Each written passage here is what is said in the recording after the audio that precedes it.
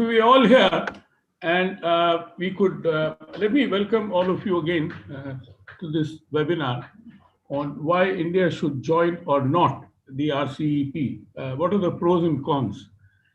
This has been an issue which has been debated for quite some time, including we came nearly to signing it when it was we disagreed on grounds that uh, I'm going to speak about. Now, it is not as if we are discussing something which is out of the blue. We're not discussing why India is not joining the NAFTA. This is something which is close to our thing, and also part of what we feel was a part of our Act East policy in terms of the strategic interest. But be that as may, uh, the signing of the RCEP on 15th November this year is being touted as a new beginning in the realm of global trade. This reflects the intent of some major economies in Asia and the Pacific to replay their role in trade-led cooperation. Uh, the RCEP is the largest trading bloc covering 2.2 billion people and US 26.2 trillion of global output. That accounts for about third population worldwide. It took 8 years and 31 rounds of negotiation to reach this agreement. From the very beginning, there were a number of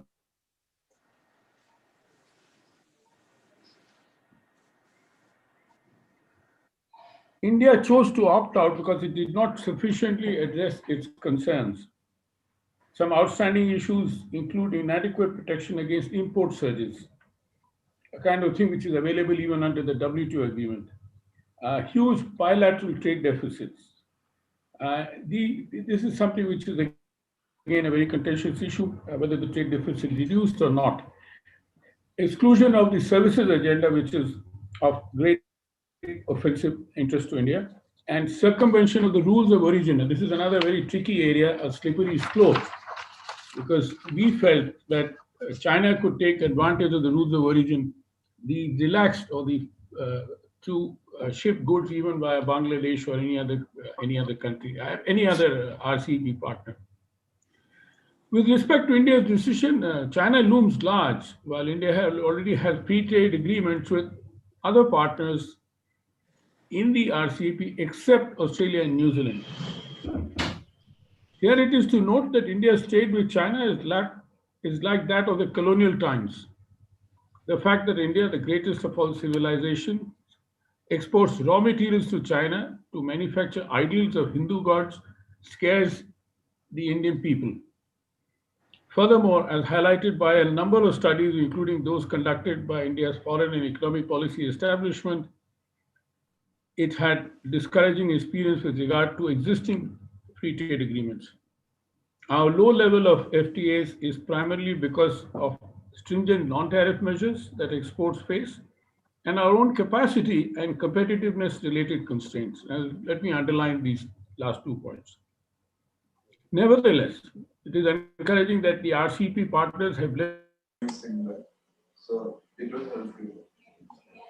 I will share the photo. In particular, in the recent past, Australia and Japan have stated publicly that India's inclusion is to balance China in this grouping. And this is something which I heard even while traveling to those countries. However, India's policymakers, economists, and academicians, according to them, India is turning its back on trade.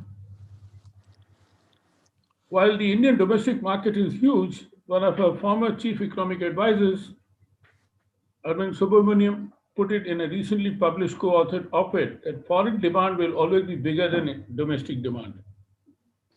This means that India needs to resist the misleading allure of the domestic market.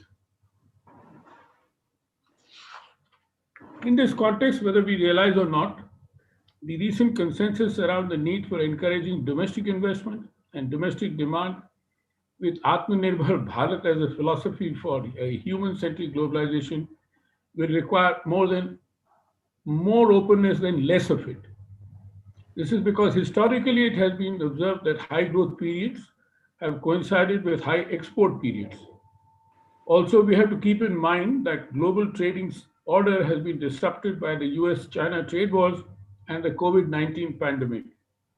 New supply chains are being explored, new connections are being made, trading infrastructure that will last for decades is being built. If India misses out on attracting some of those supply chains, connections, and infrastructure opportunities, it could be locked out of many years of growth and an opportunity to be on the negotiating table when mechanisms and guidelines for the new trade normal are being formulated. Therefore, today we have gathered for a healthy debate on why India should join or not the RCEP. We have an excellent panel. We also have some distinguished experts in the audience who I'll be calling upon. For example, Anvarul Hoda, who has done a study on this for the Ministry of Commerce uh, at the end of it. Let me start with Montek. Do you think India will bear a good, huge opportunity cost by opting out of RCEP? Because it seems that a de facto consensus among our trade bureaucracy is more 実 protectionist 際 than に取引を before. 進める上ではですね、こういう現状整理だとか、内容を把握していく We のがコ haven't ストパーセン gained ト we haven't gained competitiveness in many sectors even after more than three decades of reform. But before that, wanted to how I would like to a webinar to be sort of function is that I would request each speaker to take 5 to 7 minutes for opening remarks, and we'll come back for another round before we open the floor for the audience. And what I would also request the audience is that you could also put in their questions in the chat box so that we can we can ask the panelists to respond to them as it. So Montek, over to you to please kick off the debate. Well, thank you very much, Pradeep. First of all, thank you for organizing this seminar on what I do think is a very important subject. Secondly, thank you for inviting me to, as you said, a very distinguished panel, which includes many people who are influential, well, a couple of people at least, who are influential within the government. So it becomes an occasion for them to hear different views. And thirdly, and I'm not sure I should thank you for this, giving me the privilege of starting, because that's an onerous responsibility, and one is tempted to set things in context. Now you've already done that, so I don't need to go. So let me first simply declare my position. I have always been in favor of India joining RCEP, and I regret the fact that we haven't. I would add, we haven't so far, because I think one must give the government that flexibility. I have no idea. The RCEP members have kept it open. I have no idea whether the government has some strategic or tactical objective of joining a little later. Quite honestly, if we join a little later because we can negotiate a little bit different terms somewhere to our advantage, that's fine. I do think that India will have a lot of weight in demanding a few things, providing it joins later, simply because compared to the others, in fact, compared to everybody except China, まあ、もちろん amongst それ the は結構です developing members, we're the largest. So, with that caveat, let me just go on to make one or two points. First, I mean, you engaged in the usual bureaucrat bashing by saying that India's trade bureaucracy has stopped this. Now, quite honestly, bureaucrats love the notion that they are actually guiding decisions. They're not. It is true that historically, the Commerce Ministry was the last to get on board in the whole liberalization drive after 1991 because, we had spent 20 years fighting a protectionist battle in WTO. So it is true that the commerce bureaucracy has not been very supportive of trade opening, but I think we have to accept the fact that this decision was not driven by a few bureaucrats in the commerce ministry. I'm sure the external affairs people would have had a big role. And most of all, the political side, ultimately the political side takes the decisions. And I felt, I was quite enthused when, Prime Minister sort of indicated going beyond look east and coined the phrase act east. And to my mind, that seemed to imply that, look, you've been going on and on RCEP, and you just watch us, we're going to join. Well, therefore, I'm disappointed that didn't happen. Couple of things we should keep in mind. Number one, many people say, oh, this is the old-fashioned protectionism. Of course, let me say, if it becomes the old-fashioned protectionism, it will be an unmitigated disaster. But I don't think that that is the intention of the government. I mean, I'm in no position to outline what the government is saying, but many responsible spokespeople from the government have said that this is not protectionism. This is more like we want to strengthen India in order to integrate with the rest of the world. And, in a way, we used to say that even in the 1980s, self-reliance was always given that twist. But I think the difference today is that as a result of many years of liberalization, whatever is done today will not have the feature that existed earlier of being anti-private sector, anti-big domestic private sector, anti-foreign investment, anti-foreign technology. Because the message being given now is that, look, we want you to come and help to make India part of the global supply chain. So the real question we should ask is the trade policy that we are following consistent with this very commendable objective that it's time for India to start pulling its weight? Now, I'm worried on two counts. First, I think there's no doubt in my mind, by the way, that if you want to succeed, you don't just follow. The current insult is neoliberal policies. Earlier it used to be called the Washington Consensus, but I think now everybody recognizes that nobody's listening to the IMF and the World Bank, so that died. But the current insulting term is neoliberal consensus. I don't think that anyone is thinking of trade policy in terms of saying, look, just lower tariffs, open up, and the market will take care of the rest. Not at all. Everybody realizes that the government has to do a lot. But what the government has to do, in my view, is making life easier for Indian businesses to compete, including businesses that come from abroad and invest. Give them a better infrastructure, give them a better economic environment, give them better logistical rules. You can make a whole list of things, which are actually non-controversial. I agree that that's what we should do. Where I worry is that Indian industry seems to be convinced that we will not do it, and therefore they say, don't be fooled by what the government says, let's just get them to raise protectionist walls. And I mean, this would be a real disaster. What Indian industry, in my view, should be saying is, because we want to open up, because we want to integrate with the global supply chains, like the Prime Minister himself and the Commerce Minister has also said, you better do A, B, C, D, and E, and that should be put high on the agenda. In addition to that, because we cannot be out of trade agreements, because let's face it, the WTO has an extremely uncertain future, and the probability that suddenly the world will go back to multilateral trading rules is very low. And the world will, in fact, fracture into different trading groups. And India has to decide, are we going to be part of any of these, or are we just going to stand alone? Now, we are one-fifth the size of China, and China doesn't want to stand alone. So it's very clear to me that India standing alone would be, cutting off our own feet. And, we happen to have the advantage of being in the Asian region, which much more than the Western world has so far not adopted a protectionist policy. Therefore, we should, in my view, be in it. One of the advantages being in it is that you're part of rule making. So I think this notion that we haven't got what we wanted, i.e., we haven't got everything we wanted, in my view, is not a reason for not joining RCEP, because in trade negotiations, you never get everything you want. You always, if you're a good negotiator, you always start off with some impossible demands. And if you're a really good negotiator, you know which ones to give up. So I think that's an issue that we need to consider, and we need to consider the whole RCEP thing in those terms.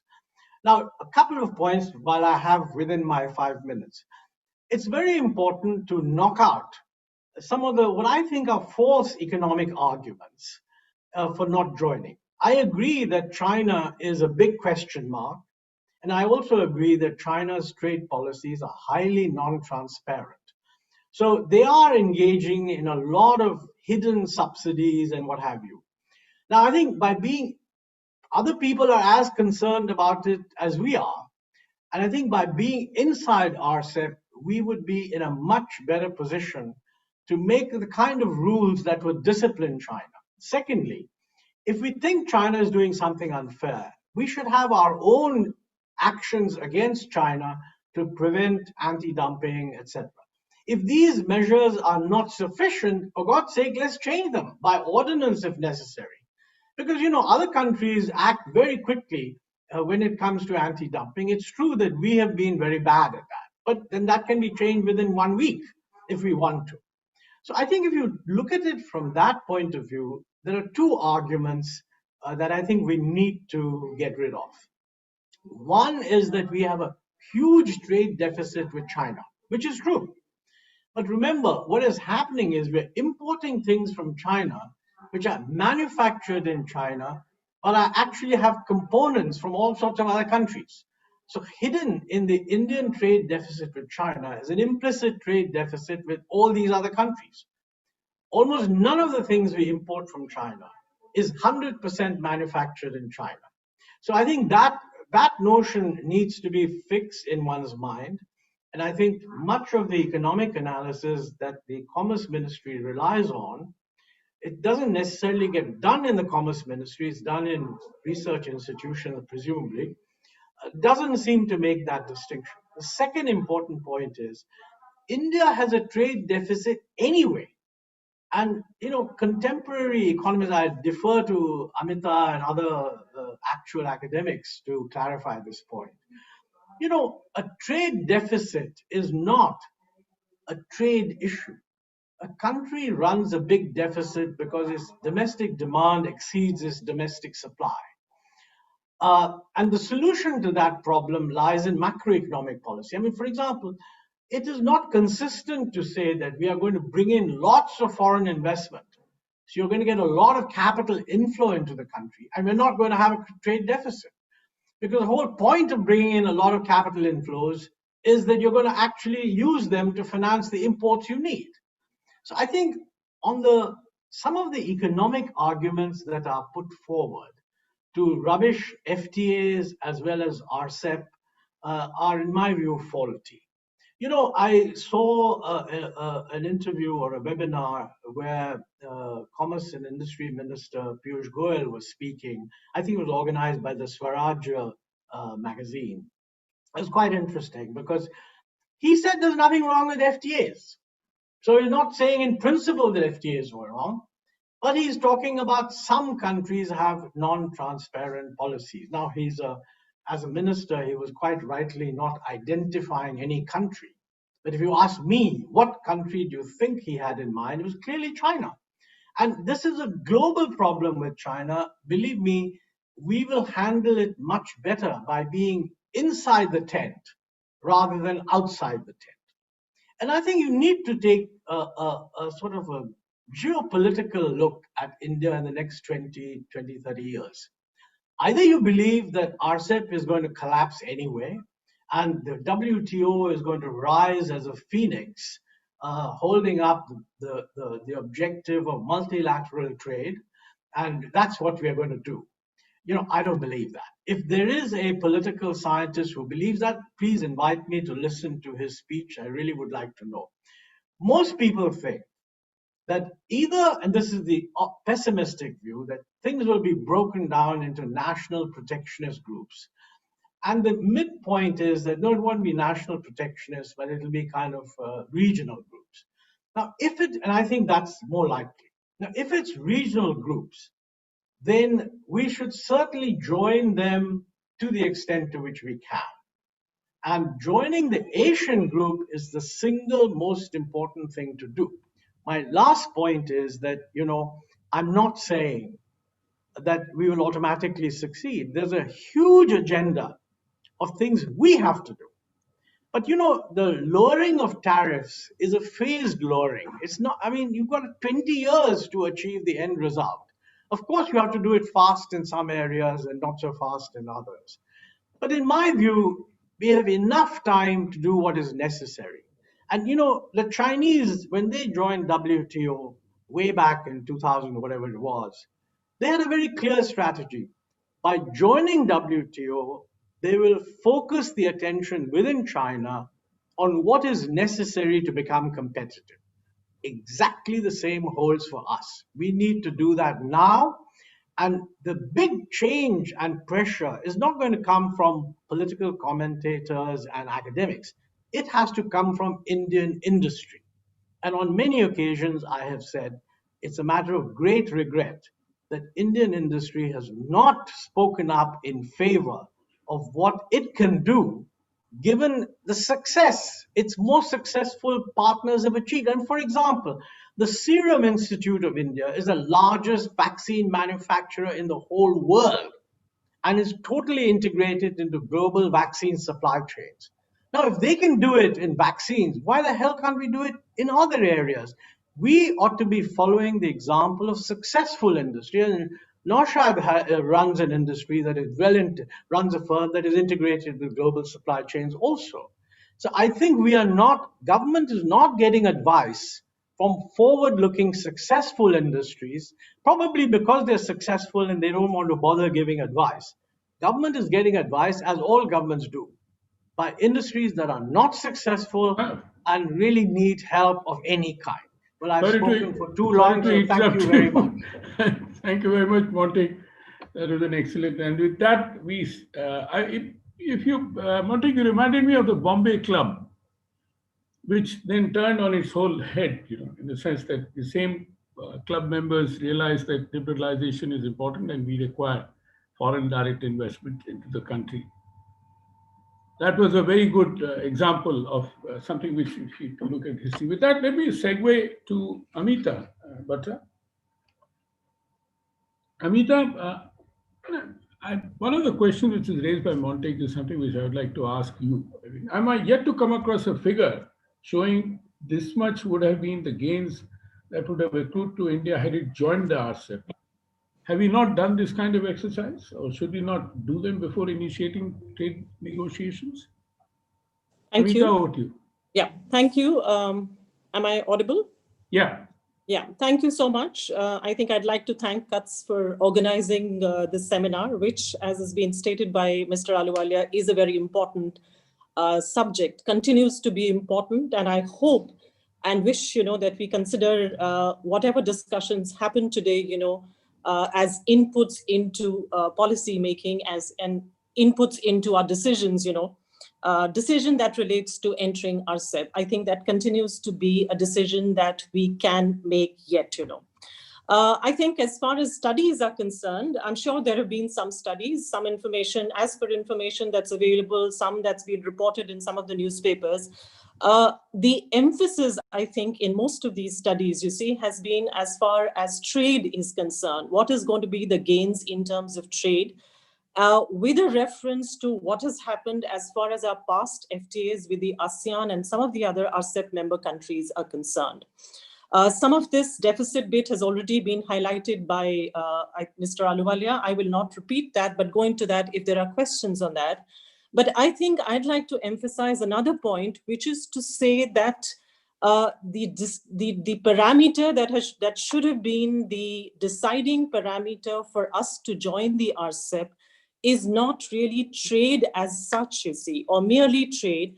It has to be seen in terms of our potential as far as integration with the value chains are concerned. It is really the GVC integration, global or rather regional value chain integration, that potential that should have been identified by the studies if they were undertaken by the ministry or by whatever agencies were hired.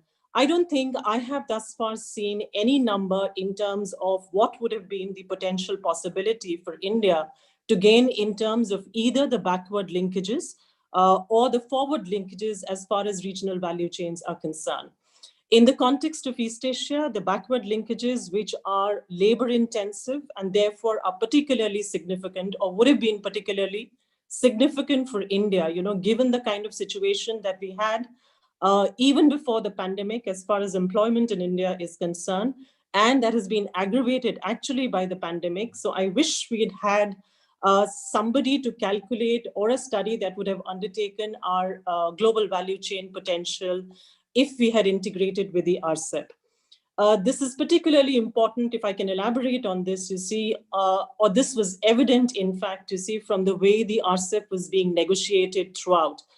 Throughout these 8 years, the emphasis had been on the rules of origin, which I think India considered in terms of how that would be, that needs to be negotiated in terms of preventing deflection from goods coming through China. Whereas as far as the RCEP 15 are concerned, you see, the important concern or the major issue for them was to negotiate the rules of origin on the basis of facilitating the movement of intermediate goods within and among these, to facilitate the business of value chain integration.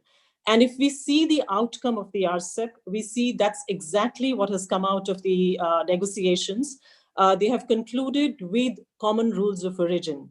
So the big significant takeaway that we have as far as RCEP is concerned for us is that the idea behind the RCEP is really not in terms of bringing about more trade in terms of final goods, you see, but more trade in terms of intermediates that facilitate further economic integration within the regional bloc and for the regional value chains that exist, particularly in sectors like electronics, textiles, and automotives, you see, all of which in terms of backward linkages are labor intensive, as I said earlier, particularly electronics and automotives would be good as far as employment objectives for India are concerned. So I wish if the studies had been conducted, or if they were to be conducted even now, we would look at this as a significant, important element for India. These are also important, you see, in the context of what has again been stated earlier, you see, in terms of investment inflows that are required to cover up for the deficit, the increased imports, that we have cited very often in the case of other FTAs. Also important in the context of the major global, major changes in trade in the global context that have occurred, and where India has been stating that we are looking for opportunities, where we are seeking opportunities. One of these being in terms of the US-China trade tensions. We've sought that as far as the US-China trade tensions are concerned, this is going to lead to a relocation of supply chains away from China, and we would be an attractive opportunity. We would have been an attractive opportunity if we had if we had entered the RCEP, but outside the RCEP, there would be little scope for investment flows to come in India. And this is important, I think, that we consider the argument that is very often proposed, very often cited and stated by both bureaucrats and otherwise, you see, that we have FTAs with almost all member countries except China, Australia, New Zealand, which we are on to negotiating now, you see. We've kind of revived the process, although they had put it on the back burner some years ago.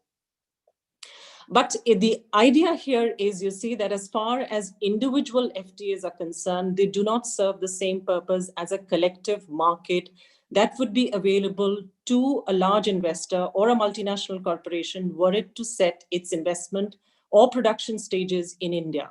The preferential access that a collective market would provide is not the same as what the individual FTAs would be able to provide with their individual rules of origin and individual market access preferences, you see. So the idea behind entering the RCEP should have been and would have been integrating with the value chains and the regional value chains. This particular process has been accelerated even further by the pandemic.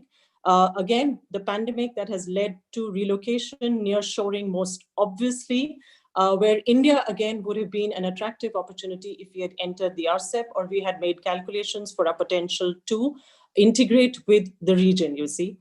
I also say this, I'd like to just add a couple of more points in terms of what has been stated earlier as far as geopolitics is concerned, to state that not only have we ceded space to China in terms of rule making in the region, but we have also allowed now a process to be taken forward within the East Asian region, which would be in terms of consolidating Chinese position as far as supply chains within are concerned, If they are relocating from China, they are nearshoring to other countries within the Southeast East Asian region, not as far as India is concerned. And in particular, we are leading to, or RCEP will lead to a consolidation of what is referred to as the three major economies and the trilateral within this, that is China, Japan, and Korea. How this will lead to a consolidation and further integration among these three economies, that will come to dominate the geopolitical as well as the economic scenario in future. And this would contribute to, or this would lead to be a factor that would contribute to weakening of what India is seeking in terms of its supply chain resilience initiative with Japan and Australia, you see, in the region. I'll stop here and Thank you. come back to these. Thank you very much. With that, let me request Gopal Agarwal with a question. Of course, he's invited to also comment on what others said, though there would be a second round as well. But to ask a very specific question to Gopalji, what do you think the government should be doing for making India an attractive choice for foreign direct investment? It is, there's no doubt about it. How can it do better? Do you think it is time for an industrial strategy? If so, how do we seek convergence between our trade policy and industrial policy? That is something which I find lacking, and therefore we often, take decisions, as was even pointed out by Montek in his opening remarks, that the Commerce Ministry thinks in its own way, and perhaps even when the same department is under the same minister, yet there are differences that we find which leads to many problems. Over to you, Gopalji, another 5 to 7 minutes. Thank you, Pradeep ji, and my esteemed panelists. It will surely have a profound impact on what we think on these policies, because trade is important always for countries' growth and prospects. And at this juncture, it is more important because there are certain issues which have been cropping up after the pandemic. And there is a big chance for India to rethink and take new initiatives or move on a direction which can create growth for India.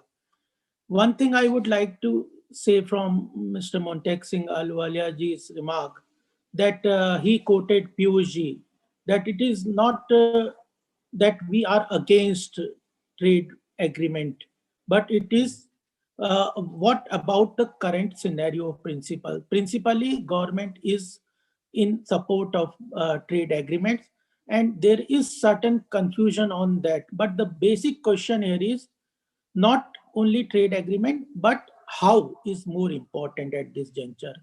As far as government is concerned, my understanding and thought is that government is not against trade agreement, but the basic question is about the how to move ahead. That's quite complicated situation in the current scenario in Indian industries current situations. And what is we also have to analyze, I think, what are the factors in the industrial manufacturing scenario in India. Reforms are important, benefits of trade are important, but composition of trade is also important. The most important thing I think is consider in the government mind is the composition of trade. That's more important. And we are concerned about the agriculture, raw material, metals. Basically, our composition of trade is more focused on, if we go into global and regional supply chain, our composition becomes has more component with regard to this manufacture. We have our import is more dependent on manufacturing. Our import has more component on the manufacturing side, and our export is more on the basic elements. That is the important factor that I think is also a very big consideration. Second is the status of reforms. The reform India has seen in 1991, there were good reforms, But after that, India has not seen any major reforms. And in that also, though there were certain reforms with regard to FDI services, etc., but basic factors of production did not see the reforms as any manufacturing country requires.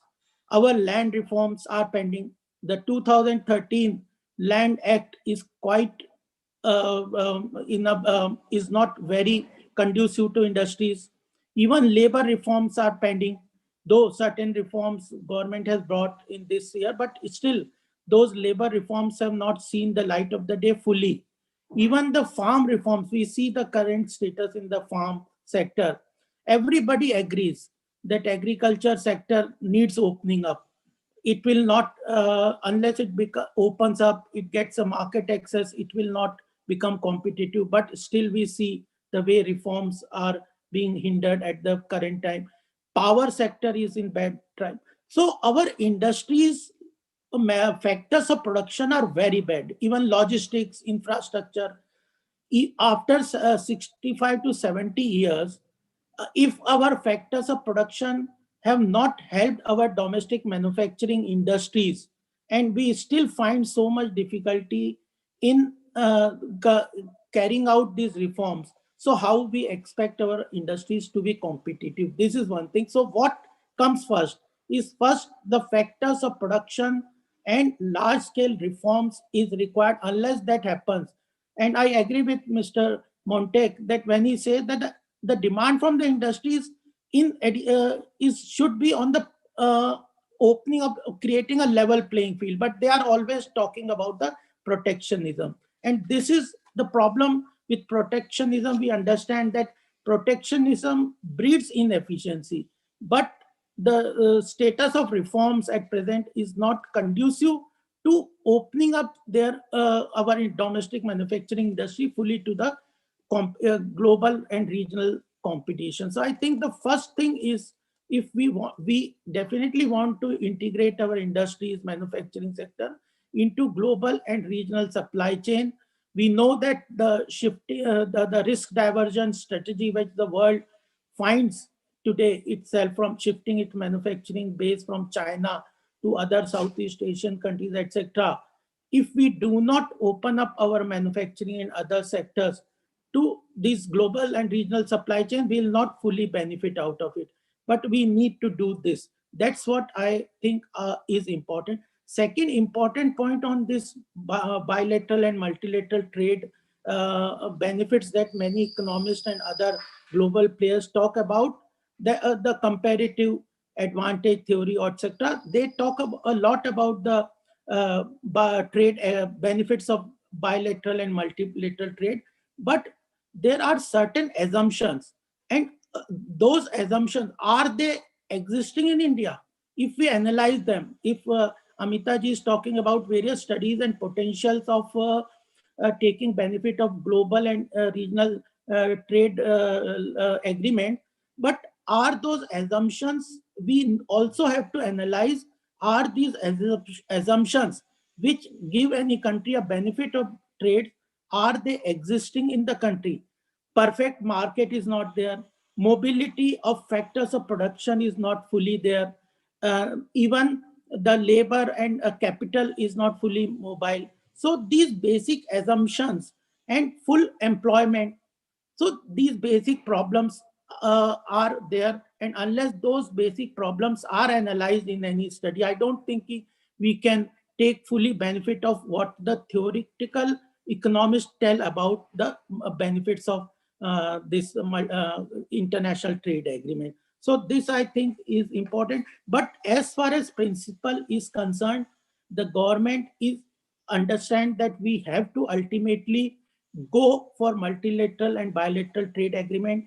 At present, our thinking is that instead, and globally also, there is some thought that instead of going in instead of going for multilateral trade agreement, we have seen the way WTO and other GATS and TRIPS have played out in the world. It is better that countries focus more on bilateral trade agreement, and therefore it will be more beneficial for us to go for European Union and US bilateral trade agreement, because if we integrate our industries to that side, it will be more beneficial at the current situation. That's what I wanted to talk about. And Gopalji, I have a question for you. huh, If you can answer that, do you yeah, think it is time for an industrial strategy? Because you've spoken about competitiveness, etc., yeah, that, and convergence between our trade policy and industrial policy. These are two factors which I would like you to comment about. yeah, because there are 5 policies that the government is currently working on, and they are very important.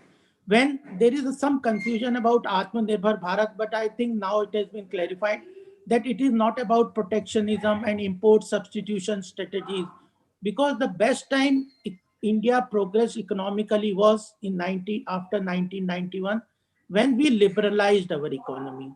But the thing is that we still have not developed on our factors of production, and the government is working on the new industrial policy.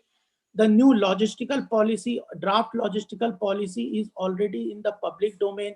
The government analysis says that our cost of logistics is 40% higher than global competitiveness.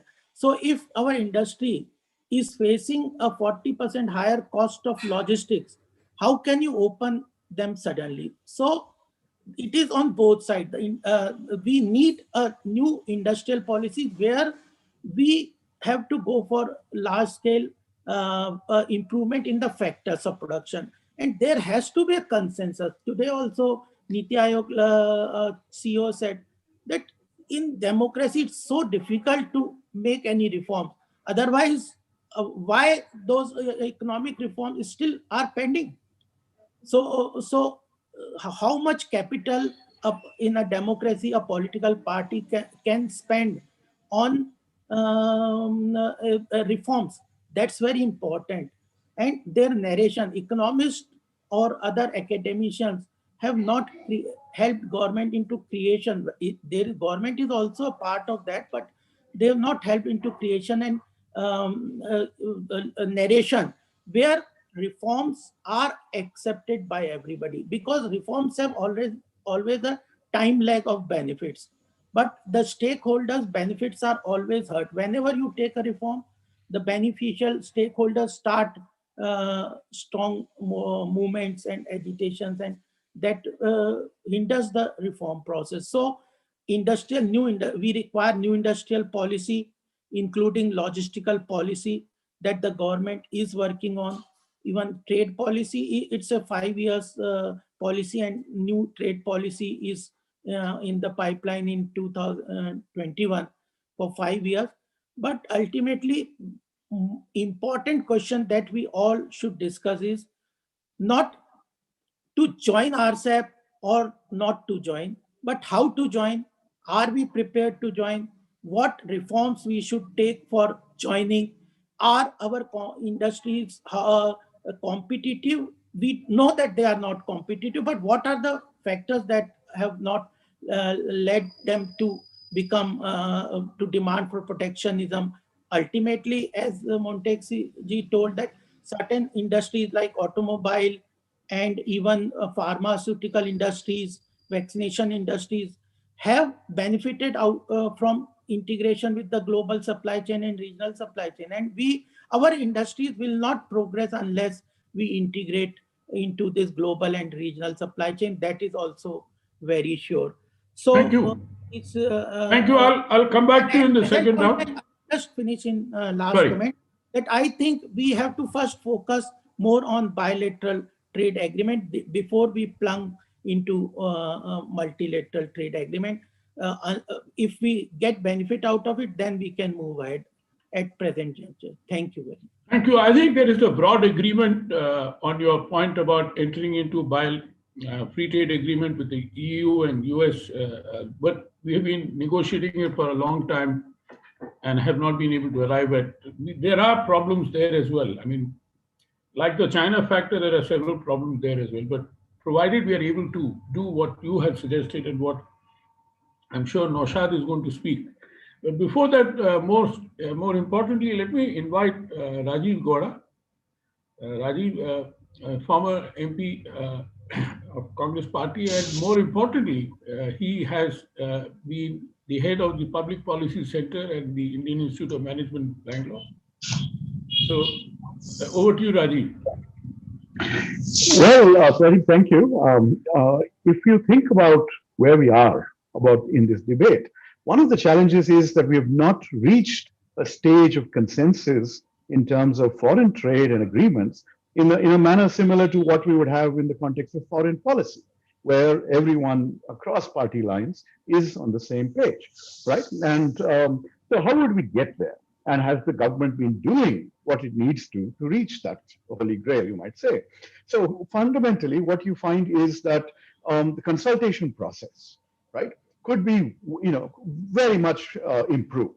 Consultation needs to be enhanced with political parties across party lines, across ideologies, and then this whole process of, integrating and engaging with stakeholders from different sectors, right? So if you actually think about potential losers, Montek was talking about, who expresses their view and who doesn't. And the fact of the matter is, you need to consult those sectors that are going to be affected and those sectors that actually will see tremendous opportunities from being part of an RCEP. Now, when you look at those sectors that are going to be potentially negatively affected, these are sectors that are huge employment generators. For example, if you take the dairy sector, this is a sector that in the Indian context has developed in a manner which has actually decentralized the whole process of procurement of dairy, of milk, and ensured that you have a cooperative sector that empowers every participant. So you will often hear, sort of specious comparisons saying, look at the US, how much it produces in dairy with only so many people. And that by us having a large number of people in the chain, that somehow we're inefficient. Not at all. I think it actually serves a tremendous positive, it's a very tremendous, it has a tremendously positive impact on how we are able to keep our rural economy alive. And so the challenge would be, how do you talk to the sectors here? How do you find ways of, in Karnataka during the Siddaramaiah government, we had a scheme called Kshira Bhagya, which basically integrated milk products with the midday meal scheme. So there are so many other ways, okay, if you think strategically, where you can look at an industry that is possibly going to be affected negatively and find ways to give them, protection, quote unquote, but you also give them some support to ensure that that they will remain viable in the face of potential changes. Now, if you take on the pharmaceuticals were mentioned. Now, when you think about the IPR, intellectual property related changes that might be brought in under an RCEP, then it would have an impact on our generic industry. It would also have an impact on our healthcare costs as a consequence, right? So that's another issue that we need to think through very, very carefully and figure out how are we going to negotiate that part. And in terms of opportunities, those sectors that could benefit tremendously are services sector, right? The IT and others who want to, essentially ship bodies, send people across to different parts of to other countries. They're facing a tremendous amount of hostility within the RCEP negotiations. Nobody's willing to, Singapore, Malaysia, many of these countries are not ready or willing to agree to those kinds of changes that would benefit us in an area where we have tremendous comparative advantage, which is high-tech labor, right? So when you think about all these dimensions, we absolutely need to think through and have widespread consultations. And the government and the Prime Minister certainly have the political capital. It's just that the tendency has been to sort of bludgeon policy through Parliament. I've experienced that most recently with the Kashmir legislation. But basically, when you see how these are opportunities that are being wasted because India can gain, but you also need to think about those who would lose from within the country. And we cannot go with the standard textbook argument about we have to be nuanced about it. The other nuance which has emerged in the last few months is the whole national security argument. Once China stepped in and took over some of our territory, how are we going to respond to China when at the same time they're going to be one of the heavy hitters in an RCEP context, right? So yes, so how do we respond? We ban a few apps, but and then we change the rules about FDI from our neighbors and things like that. But this is not a very, very clear way of retaining our degrees of freedom on the national security front. So that's another key issue that is that's facing us. But ultimately, when I'm talking about a response, the question you've been asking, Gopal and others about in an industrial strategy, absolutely, we do need a much more strategic approach to industries and their growth. We recently been seeing some innovations in the context of production-linked incentives. This is, industrial policy, which, very likely will evade any charges of protectionism, but actually will serve the purpose of, ensuring that more investment takes place, more production, and more manufacturing output. Now, in our Congress manifesto, we had actually spent some time thinking about, incentives for companies to hire more people as well. So because our concerns as a nation include the major challenge of generating jobs and employment, and that cannot be underplayed for putative benefits from an international trade agreement. That said, take a step back and look at the bilateral FTAs that we have. Look at all the agreements that we've had with so many countries. We have actually not utilized them to the, industries and all that have used them only to about 25% of their potential. So there's something wrong in the way we actually go about implementing the trade agreements that we're already part of. So there's actually a lot of rethinking that we need to do, a lot of consultation, and a lot of getting out of our silos. We need to think across ministries. We need to think across sectors. We need to think about how perhaps if we remove the tariff barriers on, say, synthetic textile inputs, what would that do to our ability to create a bigger market for shirts or something like that, and a bigger export market. And now, with China moving out of certain low-cost manufacturing domains, are we in any position, other than in mobile phone assembly, in any position to attract the kind of investment that would, leave China? I think it's going more towards Southeast Asia. So part of that has to do with the logistics argument that Gopal also mentioned, and of course, when I talk about all this, what Montegji said, what Amitaji said, all of those, we need much more clarity, dialogue on the costs and benefits, but also on projections into the future, into what are we missing out if we don't join, what are the alternatives, and how do we negotiate from a position of strength. So I'll stop there. And but basically, let me point out that this is not an either or, this is not yes or no, it is how do we do it in a manner that suits India's strategic interests. Thank you, Rajiv. You are only echoing what Gopalji said in terms of how. And may I now turn to Ashwiniji. My question to you is, how do you envisage the role of the government in engaging the civil society in negotiating trade deals? While there will be winners and losers from any trade deal, what are your thoughts for a comprehensive trade adjustment program to help those who will be the losers? Ashwiniji? Yeah, thank you. Can you hear me? Yes, yeah. Please. First of all, thank you very much for having invited me for this important discussion. This question which you have asked about the civil society engagement, in fact, me and you are both from the very beginning been part of the WTO negotiations and Circus. the kind of fight with each other which we have been having. Civil No, society is on the. we agree to disagree. Yeah, We don't yeah, fight. yeah. that is what I'm saying.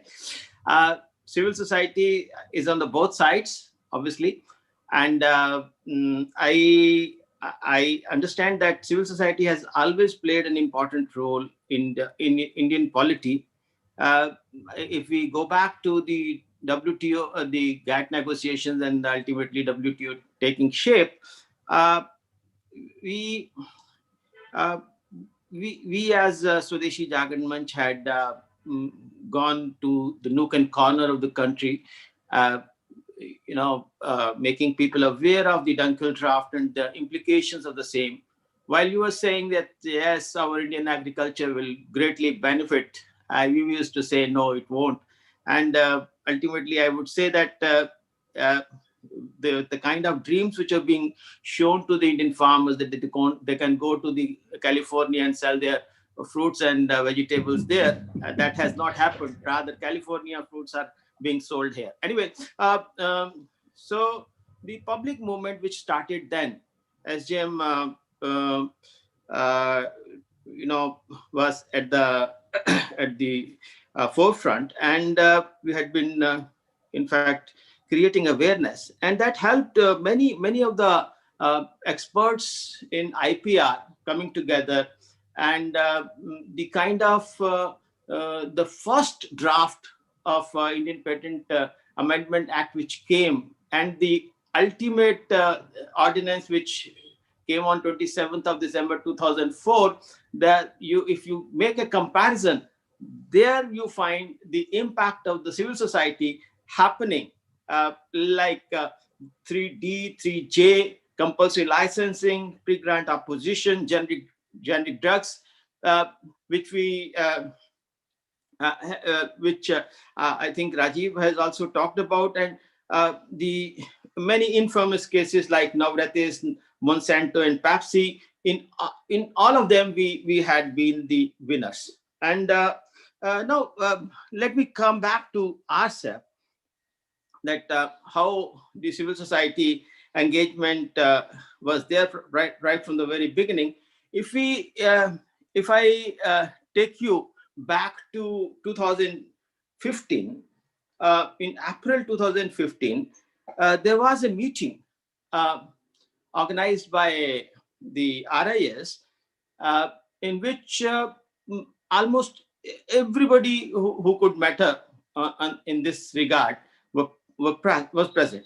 It was headed by Nirmala Sitharamanji and the secretary Rita Tiotia, and then there were the host of ex-secretaries of the Commerce Ministry and a battery of joint secretaries of the Commerce Ministry present at that time, and the intelligentsia, the academics, the industry, CII, everybody. I was also present in that meeting. In fact, the kind of arguments which are being, which somebody had said, that textbook arguments, and I would say, anyway, please forgive me for using these words, but rhetoric about the benefits of the free trade and other things. As I've just mentioned, how free trade has really impacted Indian agriculture. That is there. And in that meeting, there was so much of talk about engaging in RCEP, and because we should not be seen as somebody who is anti free trade, anti FTAs, and so on and so forth, and we should engage, at least try to be there in the negotiation, so that and nothing of that sort, that we have to really join also. At the end of the meeting, while these things were being talked about, Nirmala Sitharaman asked a simple question: is the country ready? Nobody could answer that. She said, I have to really face the dairy people. I have to face my agriculturists. I have to face my industry, small scale industry. Is the country ready? No answers, because country was not ready. In 2019, when Prime Minister took this decision, at that time also, the kind of discussions which I also had been the part of, uh, revealed that country was not ready. And in fact, you see, we can go on talking about the benefits of free trade and the global value chain and other things. I've written a lot about and discussed a lot about the global value chains. Global value chains, had that would have been possible. We had already reached at FTA with the ASEAN countries. Global value chain didn't turn to us. We had the FTAs with many other countries. We had investment agreements, which we ultimately invoke the sunset clause in that, for the simple reason that they started filing cases against Indian government for having not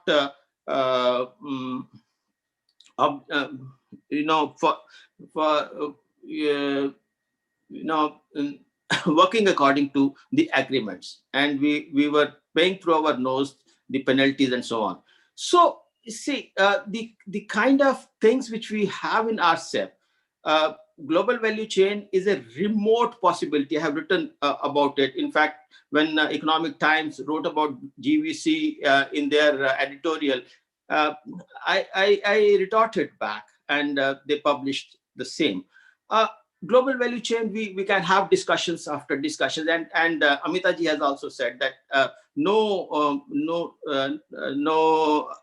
study so far has been there. Whether we can say that okay, we have studied, okay, there is no doubt about it that we should do more and more research. But going back to the RCEP and ASEAN countries, when we had free trade agreement with ASEAN countries, everybody is agreeing that our trade deficit became manifold with ASEAN, with Japan, with South Korea, and so others.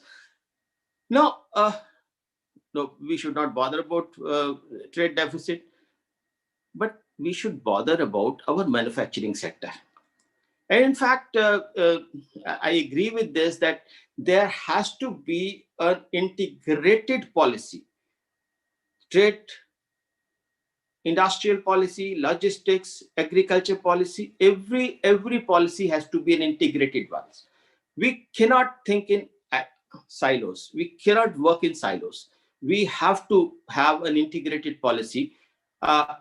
If you go back to 2015 trade policy, immediately after the Modi government took over, in fact, Amit Shah ji first discussed that policy with me. And in fact, see, and this is I think we those of you who have not gone through it must go through it, that there has to be an integration between the trade policy and the industrial policy. And today, if we are talking about, we started with the notion of and the idea of Make in India. Then we found out that during pandemic that yes, we should go for Atmanirbhar Bharat. Yes, Gopalji had said that this is not protectionism. This is not about the import substitution, but definitely it is to make India self-reliant. It is definitely to tweak our tariffs and other measures which can be adopted to make, with an objective to make India self-reliant, with an objective to increase employment. And if we see, with all due regard to all previous policymakers, 30 years, and still we are struggling to find employment for our masses. Still we are struggling with 15-16% contribution of manufacturing to our GDP. Still, we are struggling to find even after ASEAN, even after Japanese and South Korean FTAs, still, as Rajivji had rightly said, that there is a lot of opposition from restrictions from the ASEAN countries, from Singapore and everybody for our. So whether you talk of the services sector, or you think in terms of the manufacturing, we can definitely say, oh, we open up and we allow things to come in at lower and lower tariffs. What has happened by lowering our tariffs during the UPA regime? Sorry to say, what have we gained? 3,000% increase in imports from China. What have we gained? And in our internal in-house research shows that the difference between the Chinese value of imports and Indian manufactured is 5 to 10%. If for the time being, if we and WTO bound rates are 40%, our applied rates are 10% or I think 10.5 or 11%. If we have leverage, we have the flexibilities available in WTO, make use of them, grow our industry. What has happened to our API industry? From 90% production of APIs by our people, now we are back down to 10%. What happened to electronic and telecom industry despite all that liberalization? Our electronic industry could not really start. What has happened to our mobiles? We can make PSLV, we can make atom bombs, but we can't make mobile phones. The reason is very simple. At fault is our lower tariffs. I'm not saying trade policy per se, but the obsession of the policymakers, obsession of the people sitting in the Commerce Ministry from time immemorial, that yes, we have to reduce our tariffs, we have to integrate with the rest of the world, and this is what has happened. And if we say that our industry has not taken up, the reason is not that they are inefficient always. We talk about the growth of our automobile industry. That has happened only because they are protected. If had they not been protected, this automobile industry would not have been there. And we boast of manufacturing sector 50% coming from the automobile sector. I'm not for the protectionism of the type which people are talking about, but the 5 to 10% or even increase in tariffs within the WTO bound rates. If we can build our industry, if we can grow our industry, increase our employment, and then had we allowed our solar industry to really have taken off by imposing anti-dumping duties, which were at the beginning of the Modi ji's regime had already crossed all approvals. Had we imposed anti-dumping duties then on solar equipment, our solar equipment industry would have been in a different shape today. And this is what my feeling is, that the government of India had done a very right thing, not joining RCEP. We have to work very, very hard after the pandemic to make our industry grow, API industry, electronic industry. We have already brought in the PLI scheme, production linked incentive scheme, for 12,000 crores for the API industry, about 42,000 crores for the electronic industry, and if need be, we can bring in more such schemes and let our industry grow. After 5-10 years, again we will. Thank you very much. I'm finishing. I am finishing. After 5-10 years, we can again think of joining RCEP or any other trade bloc. Thank you. Thank you very much, Ashwini. At least we agree on one thing, that we can't have a siloed approach to trade policy in industrial. There has to be a convergence with logistics as well as agriculture. I'm so glad to hear that. Now, may I request Naushad Popes, isn't it a pity that even after more than 3 decades of economic reforms, we've heard a lot of the Indian industry is not competitive enough to play a larger role in global business? What type of long-term growth prospects do you see for our manufacturing sector by joining or not joining the RCEP? How do you see the future of the supply chain resilience initiative emphasized by Australia, India, and Japan? Naushad, over to you. Sure. Thank you, Pradeep, and thank you for arranging this interesting panel. I fully agree with you that the key issue is the competitiveness of Indian industry. That is indeed the key point, and that's what I will come back to frequently in the next few minutes.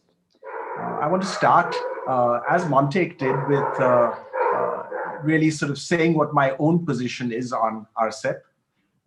I thought RCEP was a very good deal for us as a country. We had negotiated a very good deal for us over many years with a lot of hard work done by our negotiators in the government. And I regretted us not eventually joining and dropping out of the agreement. Let me elaborate a little bit why I thought it was a good deal for us, and then I want to turn to talking about industry and its own position. Very often when we talk about RCEP, we say that we dropped out because it was to protect farmers. Actually, agricultural items were excluded from the trade agreement. So farmers were really not affected by RCEP in any way or form. Some processed food items were included, but even these were completely marginal. For example, much was made at the time of cheese and milk powder, but the only cheese that was allowed under RCEP was blue cheese, which we do not consume much of in India. And the milk powder was subject to a quota that was actually less than 0.5% of our total annual consumption. So, I mean, we had really worked out a very good deal for us on RCEP, and it was a pity that we did not actually go through with it. Just reflecting on some of the comments that were made earlier on, we do have to worry about our own access as a country to a wider trade agreement. As Montek said, we cannot bank on the WTO giving us access to the world. Our future has to rest on us being able to access the markets that are of most interest to India and to Indian industry in the long run, and of securing access to those markets. This was an opportunity to be part of the most vibrant part of the world in Asia. It was an opportunity to be permanently integrated with trade patterns in the most vibrant part of the world. I want to add a couple more comments also relating to what you mentioned, Pradeep, earlier on. For example, the point on inadequate protection against import surges. In RCEP, we had negotiated something quite unique, where we had an automatic mechanism for controlling against import surges, and it was specifically for China. It was a unique provision. No other free trade agreement that any countries have anywhere in the world have such a provision that we were able to negotiate. The point on large bilateral trade deficits. Again, if you look at the trade deficits that we've seen over the years, we've seen the greatest increase in our trade deficit with China, a country with which we have no free trade agreement. we've seen actually that free trade agreements with which the countries that we have free trade agreements with, we've actually seen relatively little impact over the years. It's not been a disaster. It's not been a benefit either. Which are the countries where we've seen the greatest growth in trade? China, with whom we have no trade agreement. Vietnam, with which we have a trade agreement under ASEAN. And South Korea, with which we have a separate trade agreement. Right? Why these three countries? These three countries, because these three countries are the most competitive manufacturing countries in the world. What it reflects, what improvement in trade balances reflects, is underlying issues of industrial competitiveness. The trade agreement is merely an enabler for a competitive industry to take advantage of access that is provided to markets. Let me move to the second point. I fully agree with a few comments that were made that RCEP was stopped actually by Indian industry. It was stopped not by farmers, but it was stopped by objections and I think a wrong position by Indian industry. And I think there's a reason why. The reason is that we do a poor job in Indian industry of articulating our offensive interests in trade patterns. We do a great job of articulating our defensive interests. So we do a great job of articulating why foreign firms should be limited from accessing the Indian market. We do a poor job of articulating why Indian firms should have access to foreign markets. We did a poll last month among a group of leading Indian industrialists, about 100 leading Indian industrialists. And the poll was quite interesting. It said that 57% regretted India not joining RCEP. 27% said that India was right not to have joined RCEP. And this to me was a very telling poll, because in the run-up to the final negotiations for RCEP, we arranged in CI a series of roundtables with different industry sectors. And we arranged those roundtables explicitly to try and articulate that sector's offensive interests in RCEP. How would we benefit? What did we need to actually ensure in the agreement such that that sector, the chemical sector or the auto sector, the engineering sector, etc., would benefit from the RCEP agreement. And we found it very difficult to actually get firms to talk about what their offensive interests were. We kept getting more and more material which articulated our defensive interests, but not our offensive interests. And the only conclusion that I can draw from this is that the Indian industry that we hear in the press to a large extent is the Indian industry that is inward looking, the Indian industry that tends to be very keen to work with the government to see how we can protect ourselves, and not the Indian industry that is confident and keen to work in the world and keen to go out and compete with the rest of the world. You know, Pradeep, you mentioned the Bombay Club. You made a reference to the Bombay Club.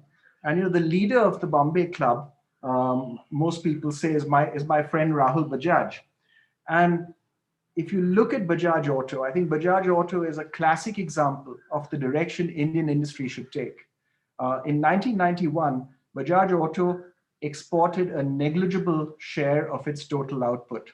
Today, Bajaj Auto exports just under 50% of its total, gets just under 50% of its total sales from outside of India, from world markets. Today, Bajaj Auto has the #1 or #2 position in 70 countries worldwide. This to me is how Indian industry should actually engage with the world. This is the opportunity that exists in the world, and this is what competitiveness can do. Let me come to the last point, which is that I completely share the objective that many speakers have said of strengthening Indian industry's competitiveness, of making us integrate with global supply chains and so on. But you know, we can't be both inward looking and outward looking at the same time.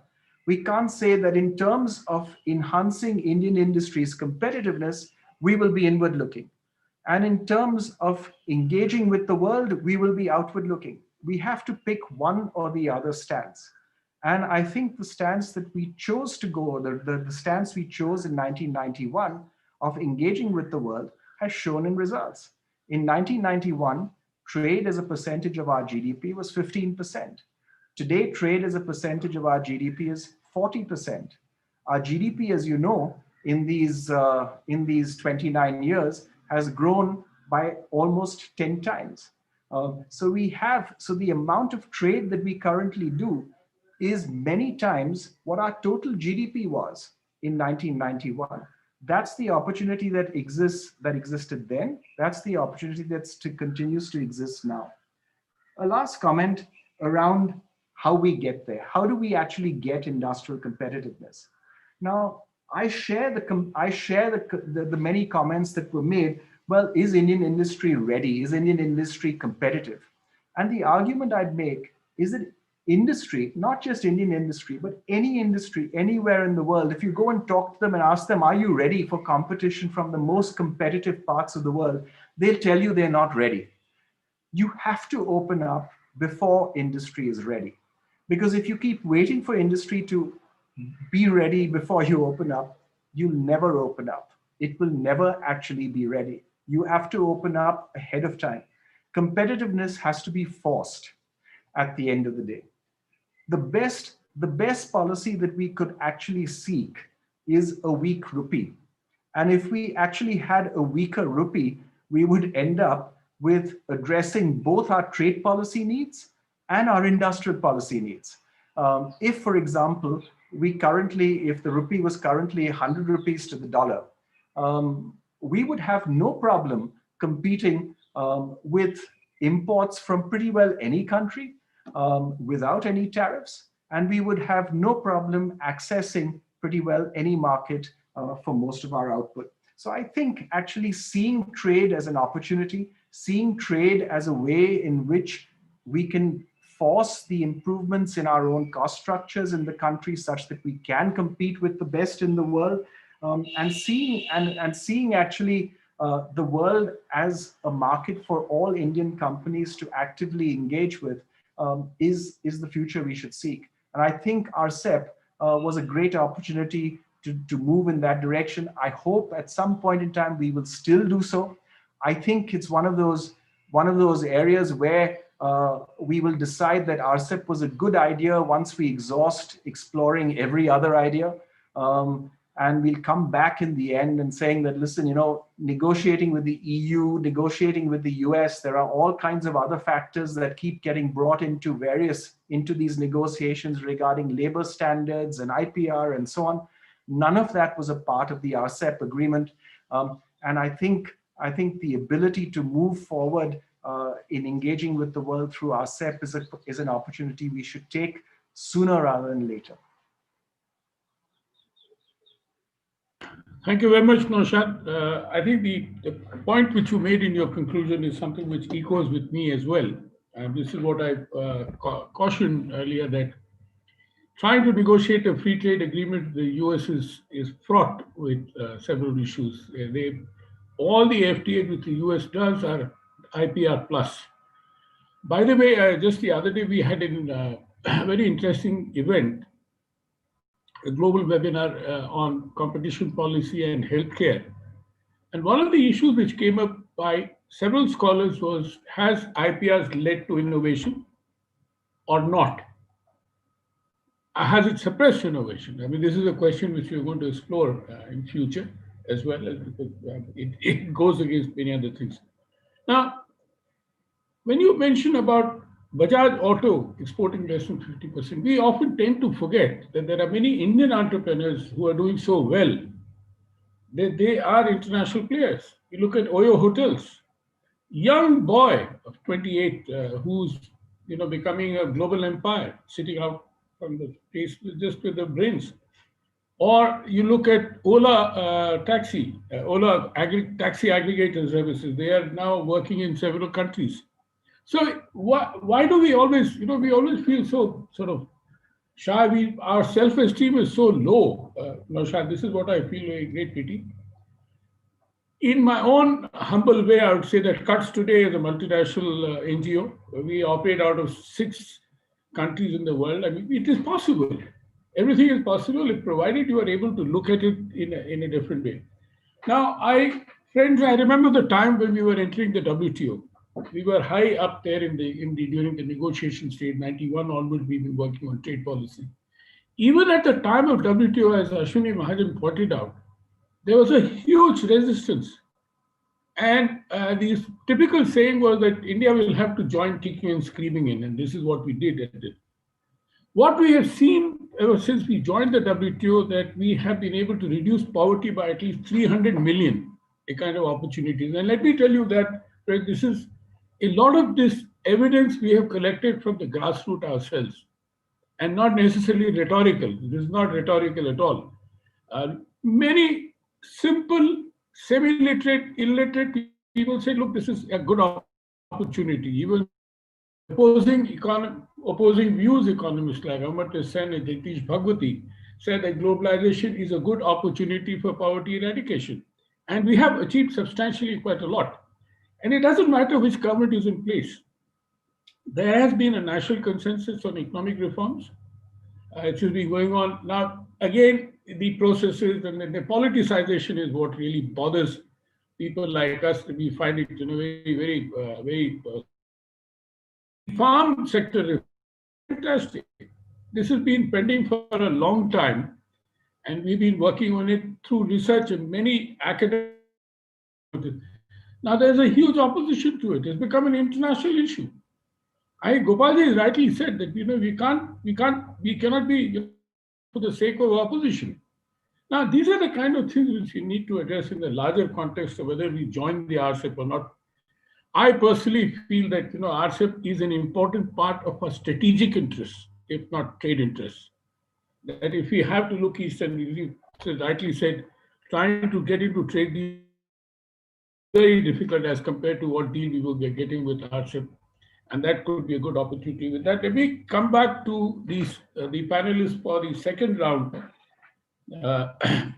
Monte, can I request you to, before Monte, can I request Anurul Hoda? Hoda Sahab, are you there? Hello? Hoda Sahab? Yes, I'm here. Please. Thank you, and I thank you for inviting me to this. Hoda Sahab, if you can, some of the points which Amita made, if you remember, in terms of has anybody done any study on the kind of gains or losses India may have in the RCEP? Well, I About haven't. 3 to 5 minutes? Yes, I haven't done that type of a study of gains and losses, but I have done a study. But the point that I make just now may not will address what you all have spoken rather than what I have found in my study. Well, if you go on the basis of economic logic, just 1 minute, I'll put my video on.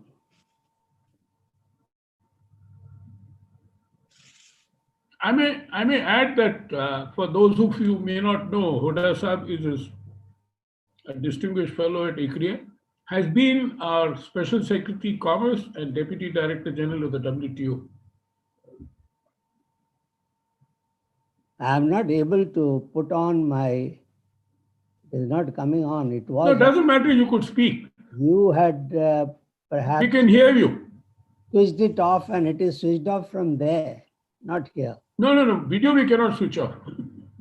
We can only mute you, but you are unmuted. You could please go ahead. It says that the co-host has switched it off. Sir, it is not possible. So please carry on. To start my video, yes, okay. Let me. Hoda Sahab, please speak. Okay, then Don't bother about. I'll just speak. Okay. Yeah. I was saying. Let me begin by saying that I thank you, Pradeep, for inviting me. I'll repeat that. And let me also say that I agree with many of the remarks that previous speakers have made. To start with, let me say that if you go on the basis of economic logic, then you should be selling to the dearest market and buying from the cheapest market. And that is possible only if you trade on MFN basis and liberalize on MFN basis. But joining RCEP is a geopolitical imperative. Ultimately, we have to think of joining it.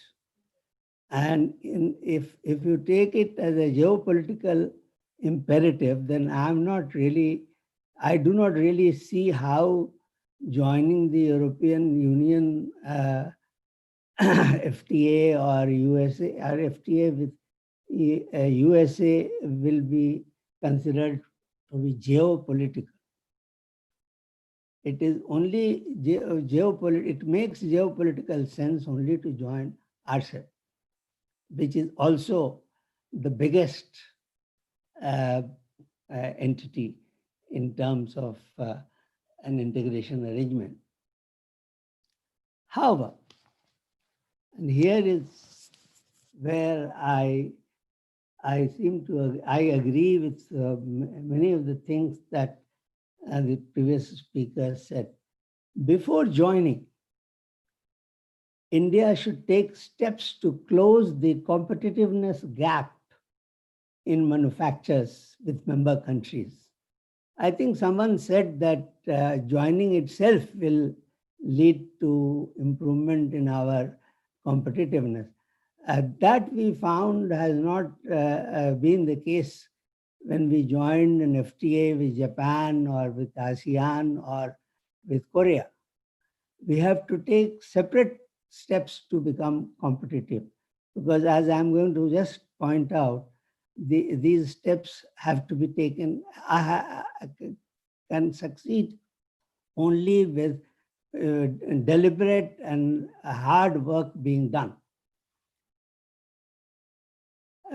We get a measure of the competitiveness gap by looking at the share that China, for instance, has of the global manufacturing output. China accounts, or it accounted in 2015 for 20% of the global manufacturing output against India's 3%.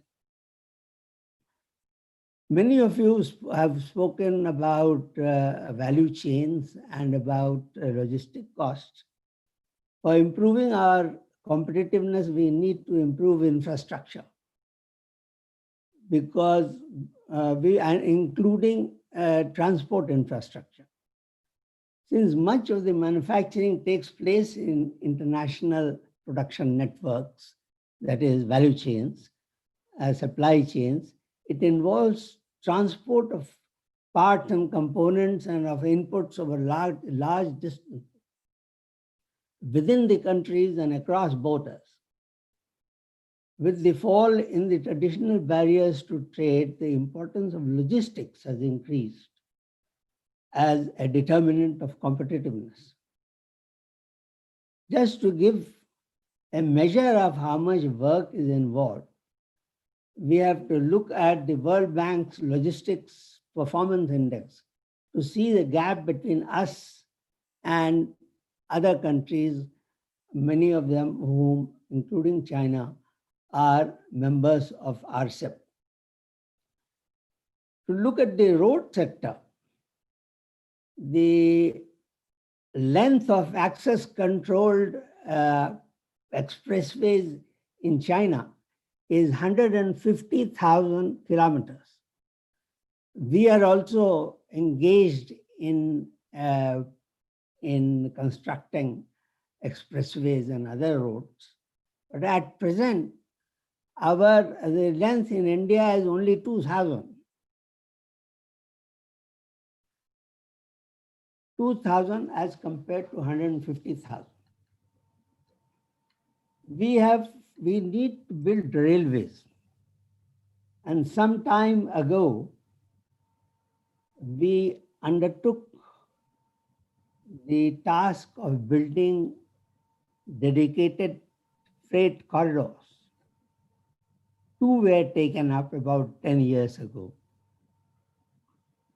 And the idea was that we would also have to build 4 more dedicated freight corridors. The two that were taken up in 2010. Hoda sir, would you like to conclude? Yes, I'll just sort of say that in power supply, our position is also quite backward.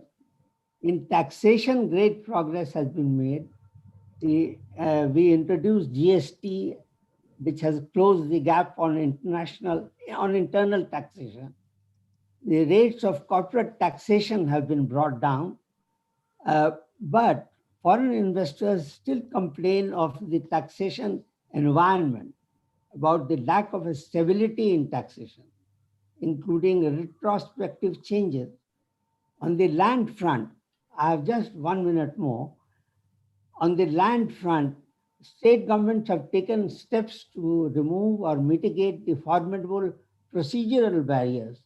However, there is a big gap between India and some RCEP countries on the compensation for land acquisition. In China, it is based on the annual value of production. In Malaysia, it is based on the market value of land. In India, it is 4 times the rural land and twice the urban land. In the recently enacted labor code, some improvements have been made on the labor front, but industrial enterprises with 300 or more employees still have to take permission for retrenchment or layoff. Flexibility has been introduced to fixed time employees, which is welcome. But Thank you, Hoda Sahib. If you could kindly conclude. I have a very interesting question from Himar Singh. He said the US facilitated, this is open to everybody in the panel, facilitated China's membership in the WTO in 2001, believing that they will be able to discipline China's behavior on international trade and currency. The outcome is all too well known. So how could India have ensured China's behavior within RCEP, particularly keeping in mind their economic heft?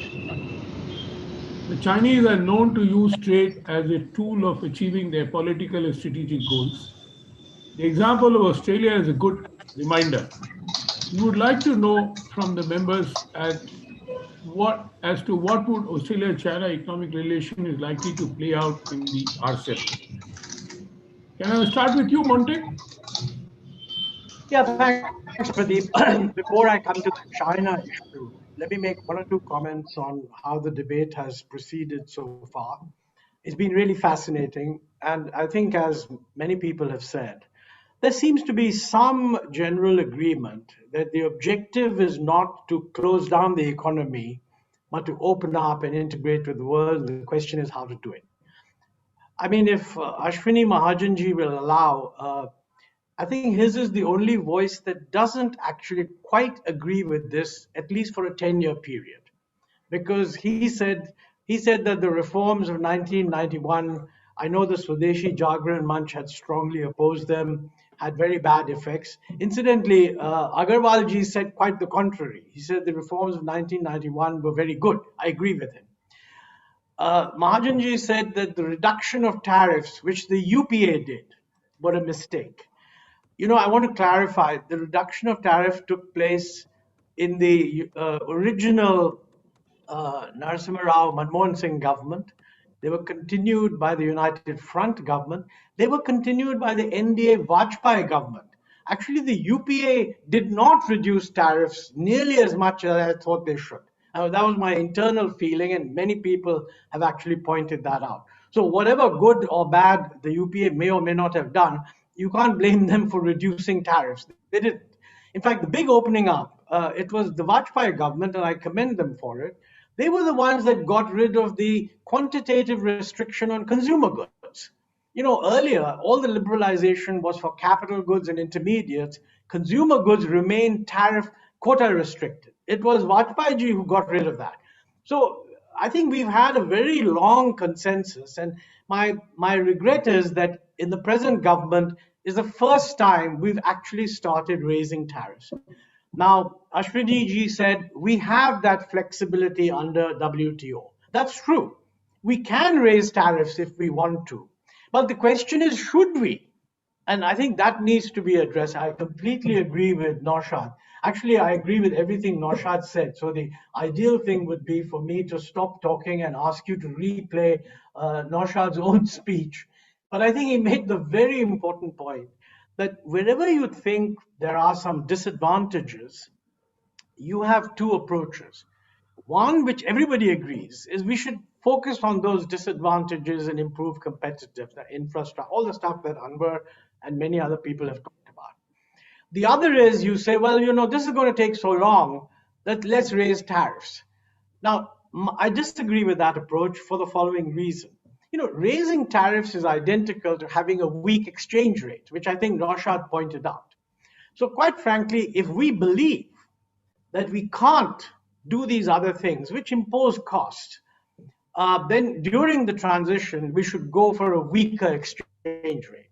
That would fix a lot of the problems with India going global.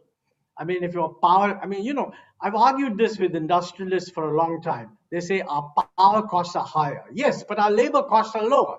So you have to look at overall. And if the overall costs are too high, then you just adjust that by adjusting the exchange rate. This brings you into another aspect of policy, which is exchange rate, which all over the world is oversensitive.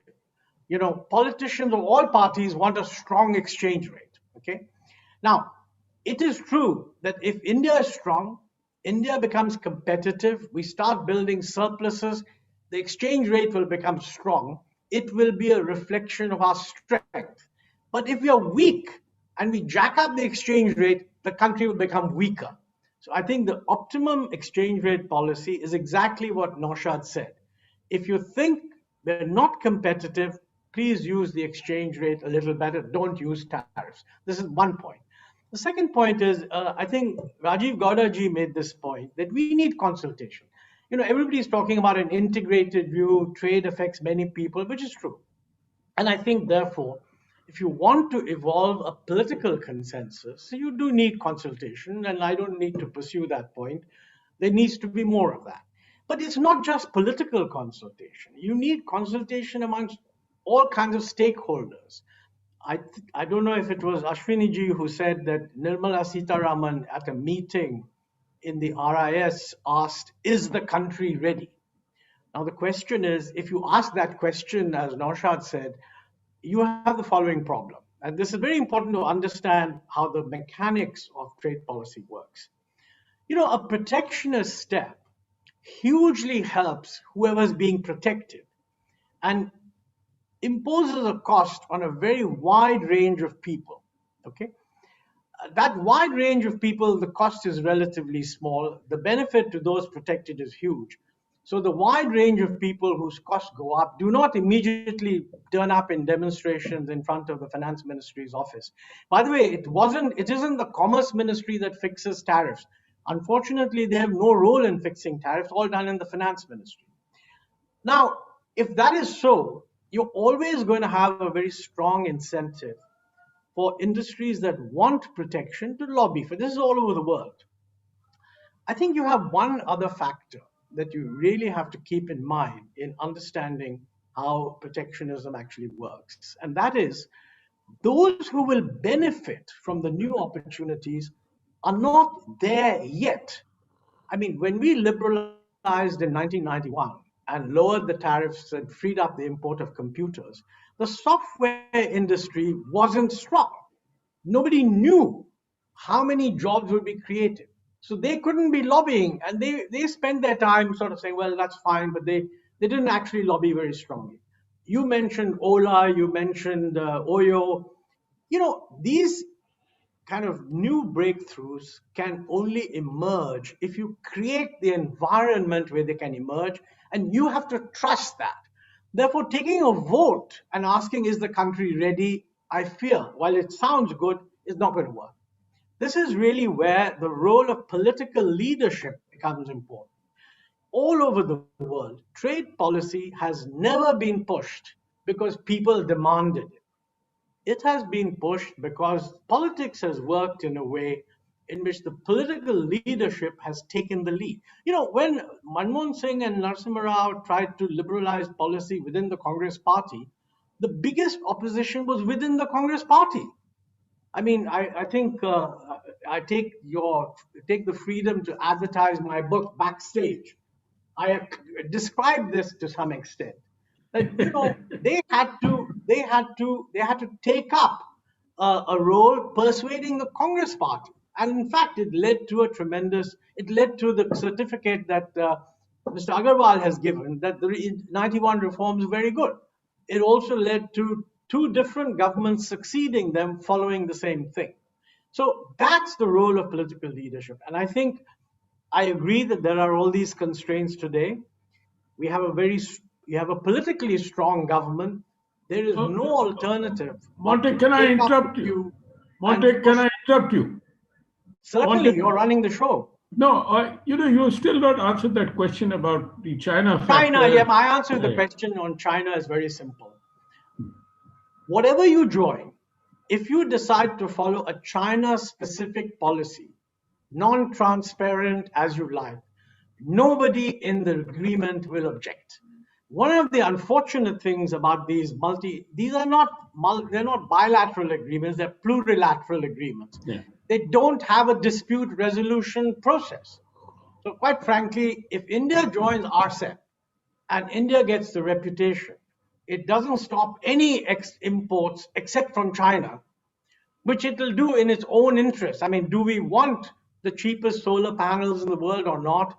I don't think we'll suffer anything. So that's how you handle that. I totally agree with the view that has been expressed that geopolitically, you cannot write the story of India playing a role in the rise of Asia if we wait for 10 or 20 years before we join RCEP. We should get in now, because within RCEP, China will be pushing to change the rules in its favor. Others will be resisting. If we are in there, we will be able to make a difference. If we are out there, we just don't count. I think, as Professor Batra said, nobody's going to look at India if we are not part of RCEP, because then we are just not giving people the advantage of accessing this huge market. Thank you. Thank you very much, Monte. Can I turn to Gopal Agarwal? Gopalji has to leave before I come to the others. I think Hodasa made an important point, which is only echoing what I said earlier, that it is a geopolitical issue. It is not just an economic issue. Gopalji, over to you. I would like to mention 2-3 points. Though Mr. Forbes had said that competition itself will lead to efficiency, the opening up will lead to efficiency and competition. That I agree with Mr. Huda, that it is not, our experience has not been like that. It's quite contrary. Second thing on Mr. Montek, on my saying about 1991, I would also like to mention here is, then why we have to wait for a crisis to happen and then reforms take place? Why can't we proactively work for reforms and build consensus? It is the fault of the academician, economist and other things to create a right narration. And I am very happy Mr. Rajiv Gowda said that it is now not only a question of join or not join, he agreed with me, but how and when. So I think it's more important that we delve upon how and when. And on Mr. Forbes, you said that agriculture is out of RCEP. That's the biggest problem, because when I talked about, you missed that point, that when I talked about the composition of our export is primarily agriculture, is primary sector, and imports is secondary manufacture. Imports is most on manufacturing. And what I understand, whether it was in the, when we were talking about WTO, earlier we are opposing WTO. But when agriculture and services were included, the process reversed. Even USA has not interested in promoting WTO. So RCEP is also a similar problem because agriculture is out of RCEP. So the trade will not directly benefit us. We need to get market for our agriculture product, and RCEP is not opening up agriculture product. They will continue to block. So this is one major problem that we understand, that manufacture and employment is an important criteria. I said about the assumptions where basically nobody across the globe will disagree that trade will benefit economy. But those assumptions, comparative advantage theory assumptions, are we having that assumption in addition to factors of production, reforms, levels of reforms, land, labor, all those things? So I think we now have to focus, because industry will never demand. I am very sure. I have talked to FICCI, I have talked to CII, I have told them, why don't you fight for asking for level playing field? Why don't you ask for lowering of the power rates? Why don't you ask for competitive rate in the land thing? Why don't you ask for competition in the labor policies? But why do you focus on protectionism? So they feel more comfortable. I don't know what is the reason, but they should have more focus on that. So this, I think, is important factors on this.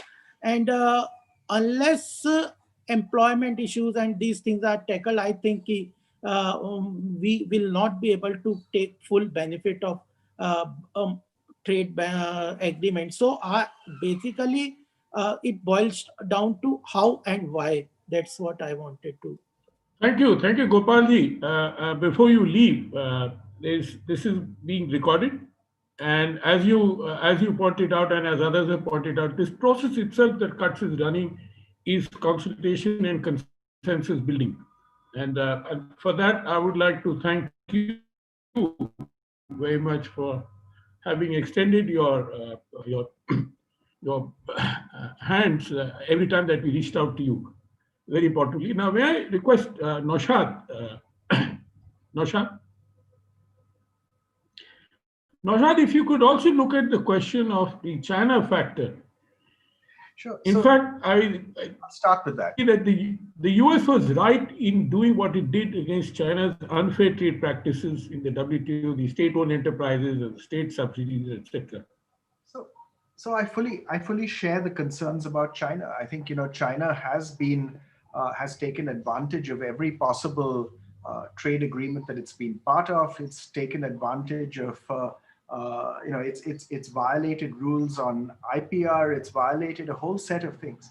The question is, can we influence what China does better within RCEP or outside of RCEP? And it seems to me that we can affect what they do better if we're in RCEP. If we're outside of RCEP, our degree of influence is going to be minimal. If you take one of the provisions that almost all free trade agreements have, they have a provision that if there are issues that come up in the implementation of the agreement, if countries, for example, are not either following a particular opening up that was committed or whatever, they're not providing access, they have a provision for working groups to be set up to address the issues that have come up. That's one of our biggest missed opportunities in our existing FTAs. We have working group provisions in, for example, our free trade agreements with both Japan and South Korea. Our pharmaceutical industry complains about rules of origin, etc., and complains about regulatory hassles in accessing those markets. We haven't activated those working groups that can help address exactly those kinds of issues that come up. It's a big opportunity with our existing agreements, and RCEP has those provisions as well.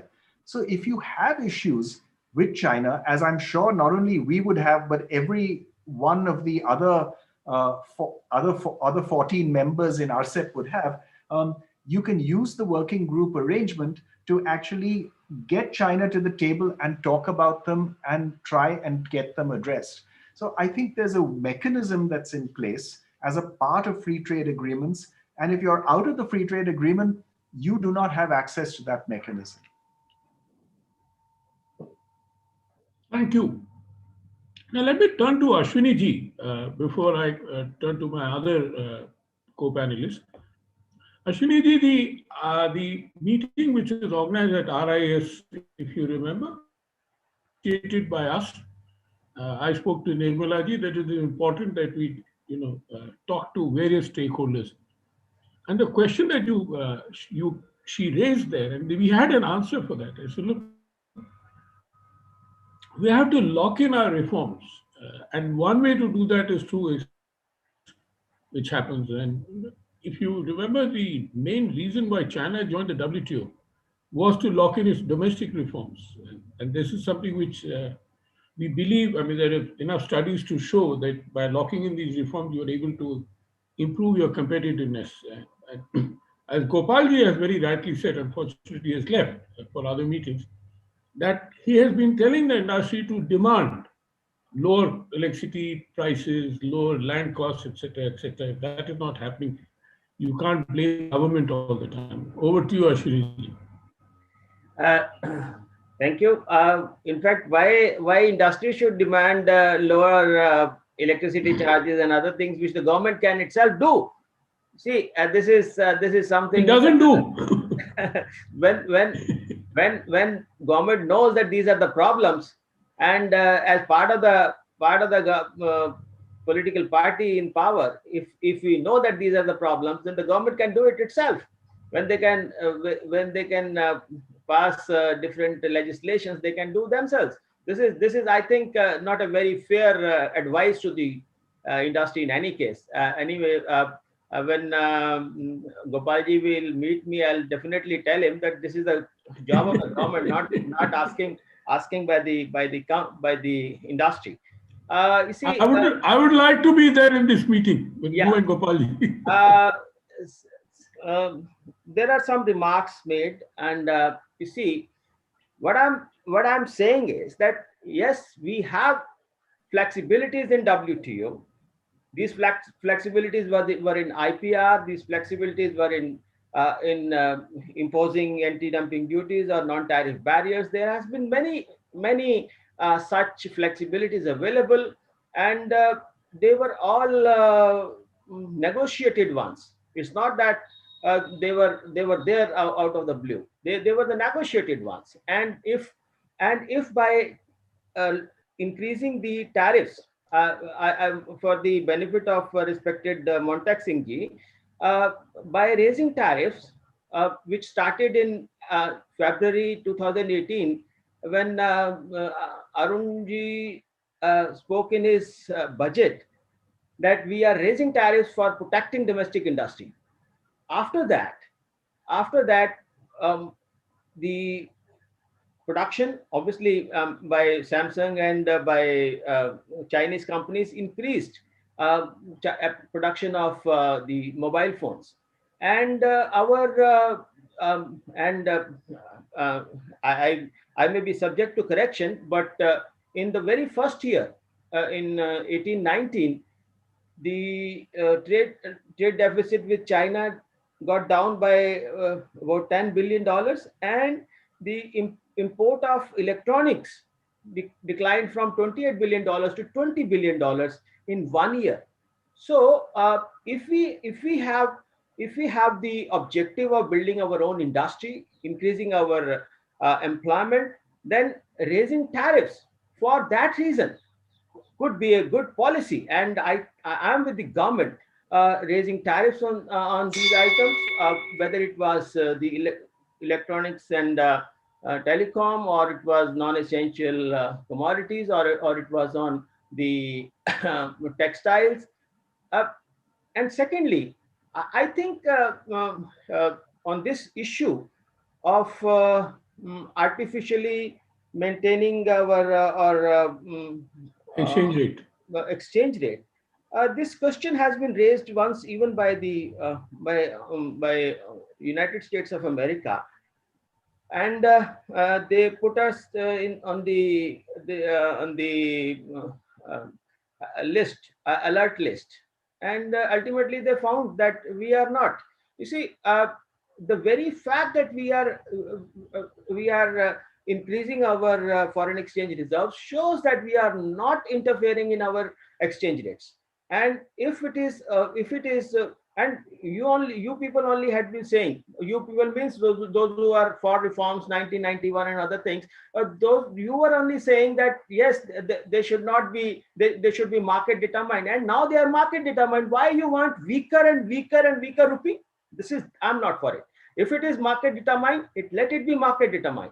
So why you want now for a weaker rupee? This is something which is objectionable, because you only had been saying that it has to be market determined. It is being market determined. Nobody is interfering into it. In fact, time and again, RBI has said that we are not interfering in the free functioning of the market and determination of exchange rates. You see, so and I think this time is not right.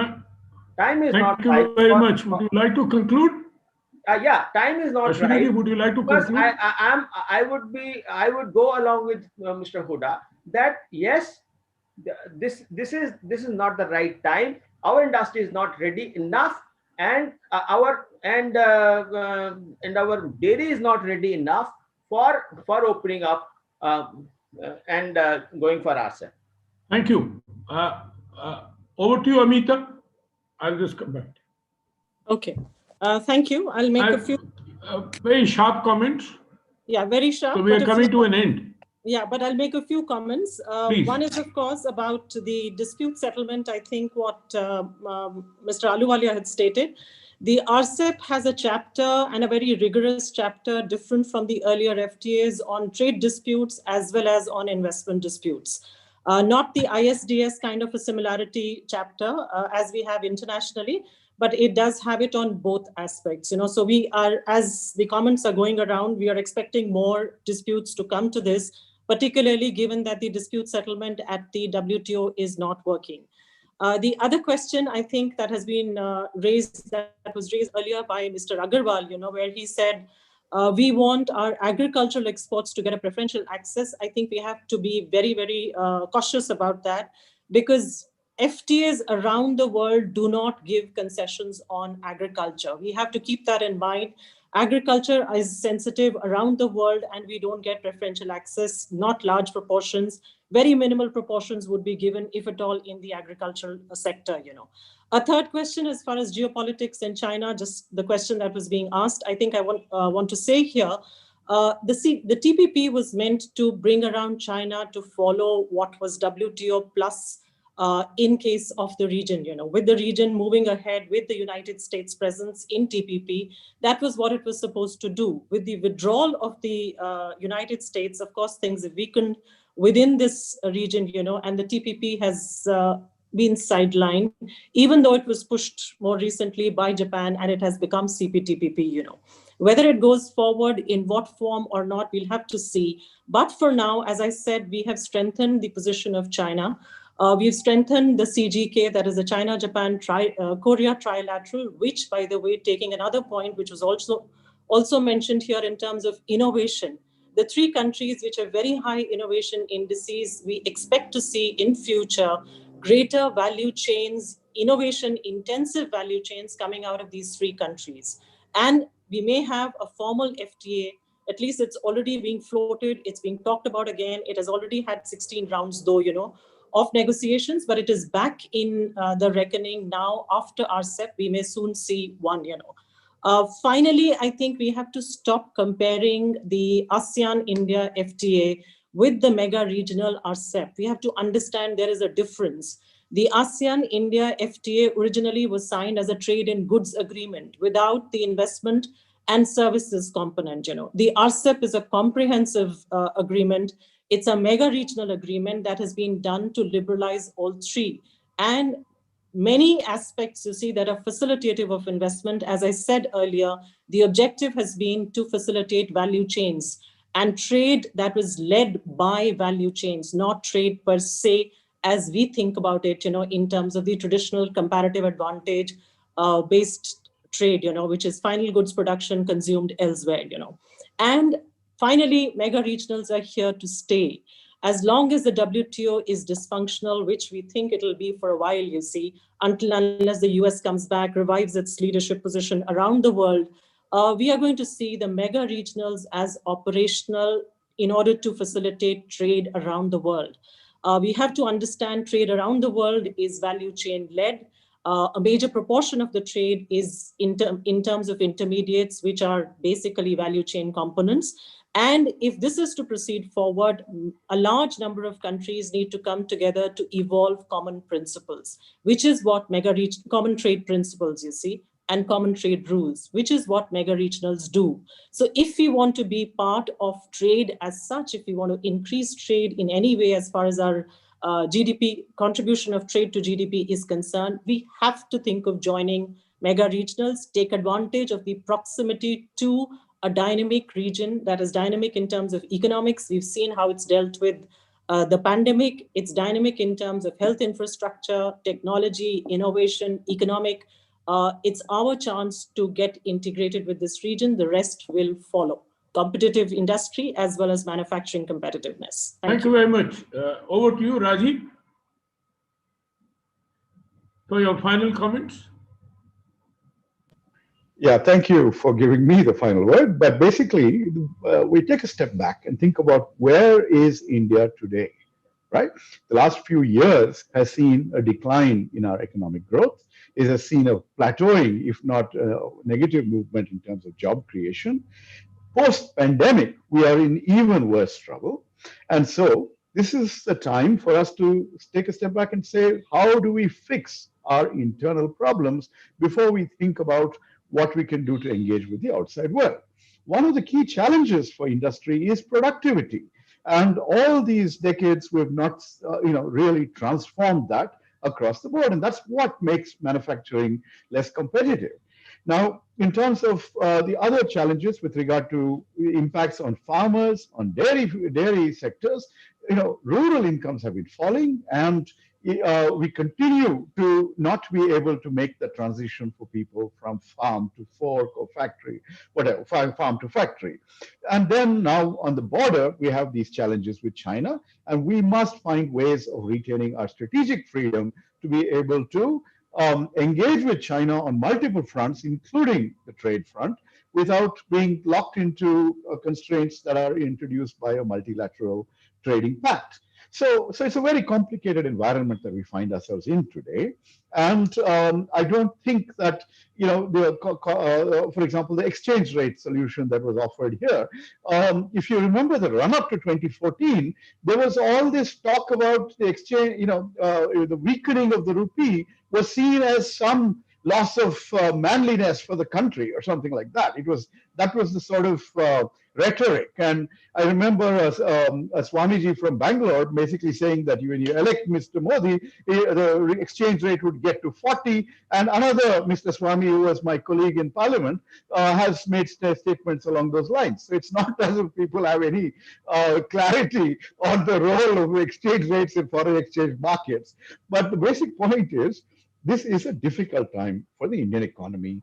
This is a time when we need a much more, as we said, in the beginning, a consultative, inclusive process of negotiating internally.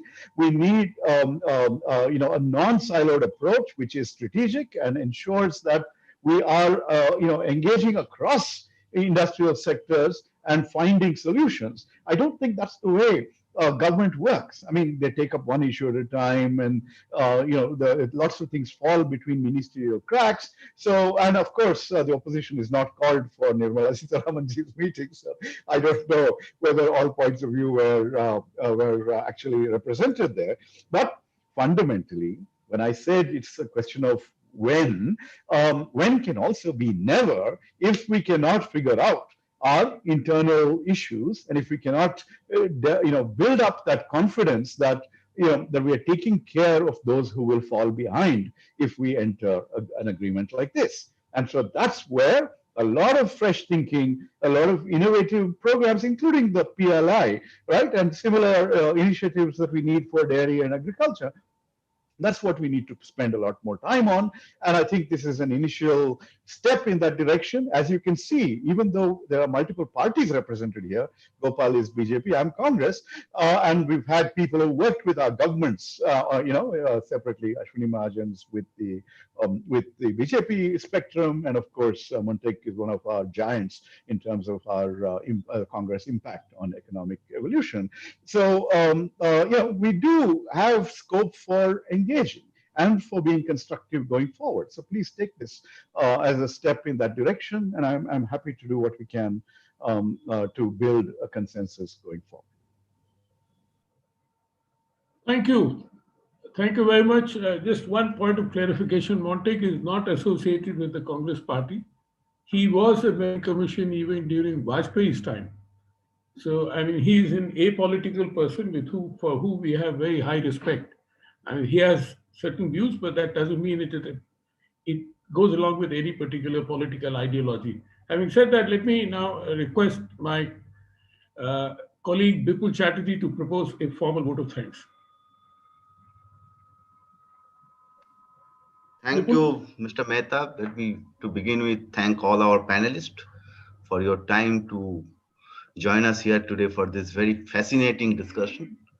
While proposing the vote of thanks, let me also try to do a tough as well as an easy job, which is to sum up some of the main points which we have discussed. First, the tough part, discussion is so rich in content that we are going to come out with a very brief report, as much bullets in possible, in about 4 pages. And since you have recorded it, it will not be much of a difficulty for us to do it. And we are going to do it very soon and send that to you before reaching out to the larger trade community. The easy part is that effectively, Mr. Ahluwalia has summed up what we have discussed today in the very beginning of his speech. I'll come back to that point, but before that, let me also talk about very briefly, couple of important points which have emerged from today's discussion. First is that there is a broad consensus among all of us, all speakers, that there has to be convergence between our trade policy, industrial policy, and other major macroeconomic policies such as tax policy, fiscal, monetary, our competition policy, including factor market policies and sectoral policies like ag policy. So that's one point. The second point is what Mr. Gowda said in the beginning of his speech, that while there is a broad political consensus about our foreign policy objectives and its implementation, except some nitwits here and there, why can't we have a broad political consensus on our trade and investment policies? That's something which we are working on. And I think once we show that there can indeed be convergence between trade and industrial policy, particularly, then that consensus can be developed. All of us have to play a role, and that policy consensus can be developed, politically speaking. Now, since we are recording this, and though Mr. Gopal Agarwal has left, but it is important for us to iterate what he has said. He has said many things, but one particular comment that he supports the 1991 economic reforms.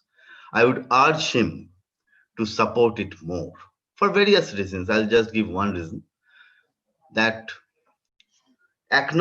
more and more acknowledge the role of PVNR, PV Narasimha Rao. Crow about it, felicitate him in his centenary, birth centenary, which is this year. And among various other things, it will also bring you, Mr. Agarwal, Rao votes other than Reddy votes in Telangana. So that's the political as well as economic part of it. Now, coming to the easy part, as I said, that Mr. Ahluwalia has effectively summed up what we have discussed today in the very beginning of his speech. The question is that we have not joined RCEP now, and the operative word is now. Then when are we going to join it? The day, I think this is a question which has confronted the government. This Wuhan virus, this what has happened still happening in Eastern Ladakh, taking all this into account, the question is not now, but when, and I think it is going to be very soon, not in 10, 15 years, certainly not, maybe just within a year. I think the government, as is my hunch, the government has now decided to put its political capital on domestic reforms. And we have to remember that political capital, like any other capital, is finite. It's not infinite. There can be incremental changes both ways, but it's finite. A government is going to put its political capital on RCEP a few months from now, provided we have certain concerns. I'm sure that some of them can be resolved. And then it will be easier for the government to tell the outside world, its domestic constituency as well as the outside world, well, some of our concerns have been addressed and therefore we are joining it. So it will be politically easier for the government to do that, to put that kind of political capital for joining RCEP in some near future, in my opinion. So with that, let me thank you once again for joining us. And this is, as you know, that we are also coming out with news wraps, taking into account various factuals, counterfactuals, one different point of views on RCEP from India, outside India. We'll continue to do that. And of course, will continue our efforts to bring better political consensus on not just on convergence between trade policy and industrial policy, but a broader political consensus about the benefits that trade and investment can bring, not to our country, not to our economy, just say, but to our people on the ground. And that is something which we are doing over the last 3.5 decades, and will continue to do that. So thank you very much, and see you again. Over to you, Mr. Mehta.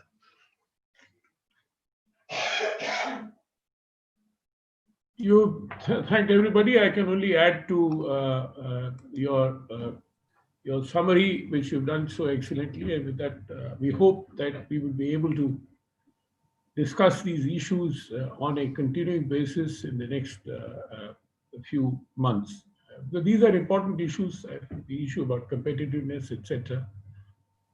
And how do we build up a kind of advocacy movement along with Ashwini Mahajan, Gopal Agarwal, Rajiv Gowda, and the others across the political spectrum, as we believe in, that we all are working in the national interest, and we need to continue to. There may be differences of opinion on certain nuances, but that doesn't stop us from believing in ourselves. With that, let me also thank all of you once again. Thank you very much. Thank you. Hoda sir, we can see you now. It happened with me yesterday. I was on a webinar and my video was not showing. I don't know. Just one of those technical hitches. But how are you? Hoda sir?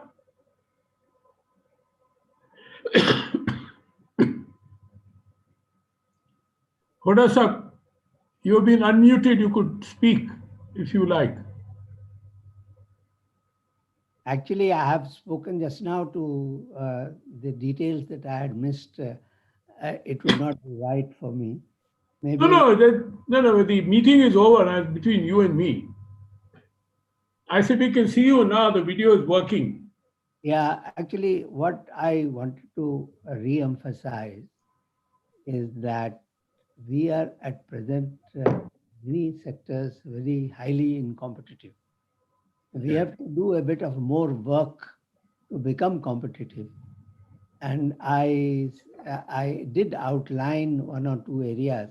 There was one I couldn't do because that is the most important. You see, the power supply. You know how the power supply has been in the country. And it is important, especially for manufacturers. Until recently, power supply was in such bad shape that people were having a generator to sort of back up the grid power supply. I asked a big, or rather medium exporter of textiles, of garments, as to how much he relied on the grid. So he said that he did not get any electricity from the grid at all. This was about 10 years ago.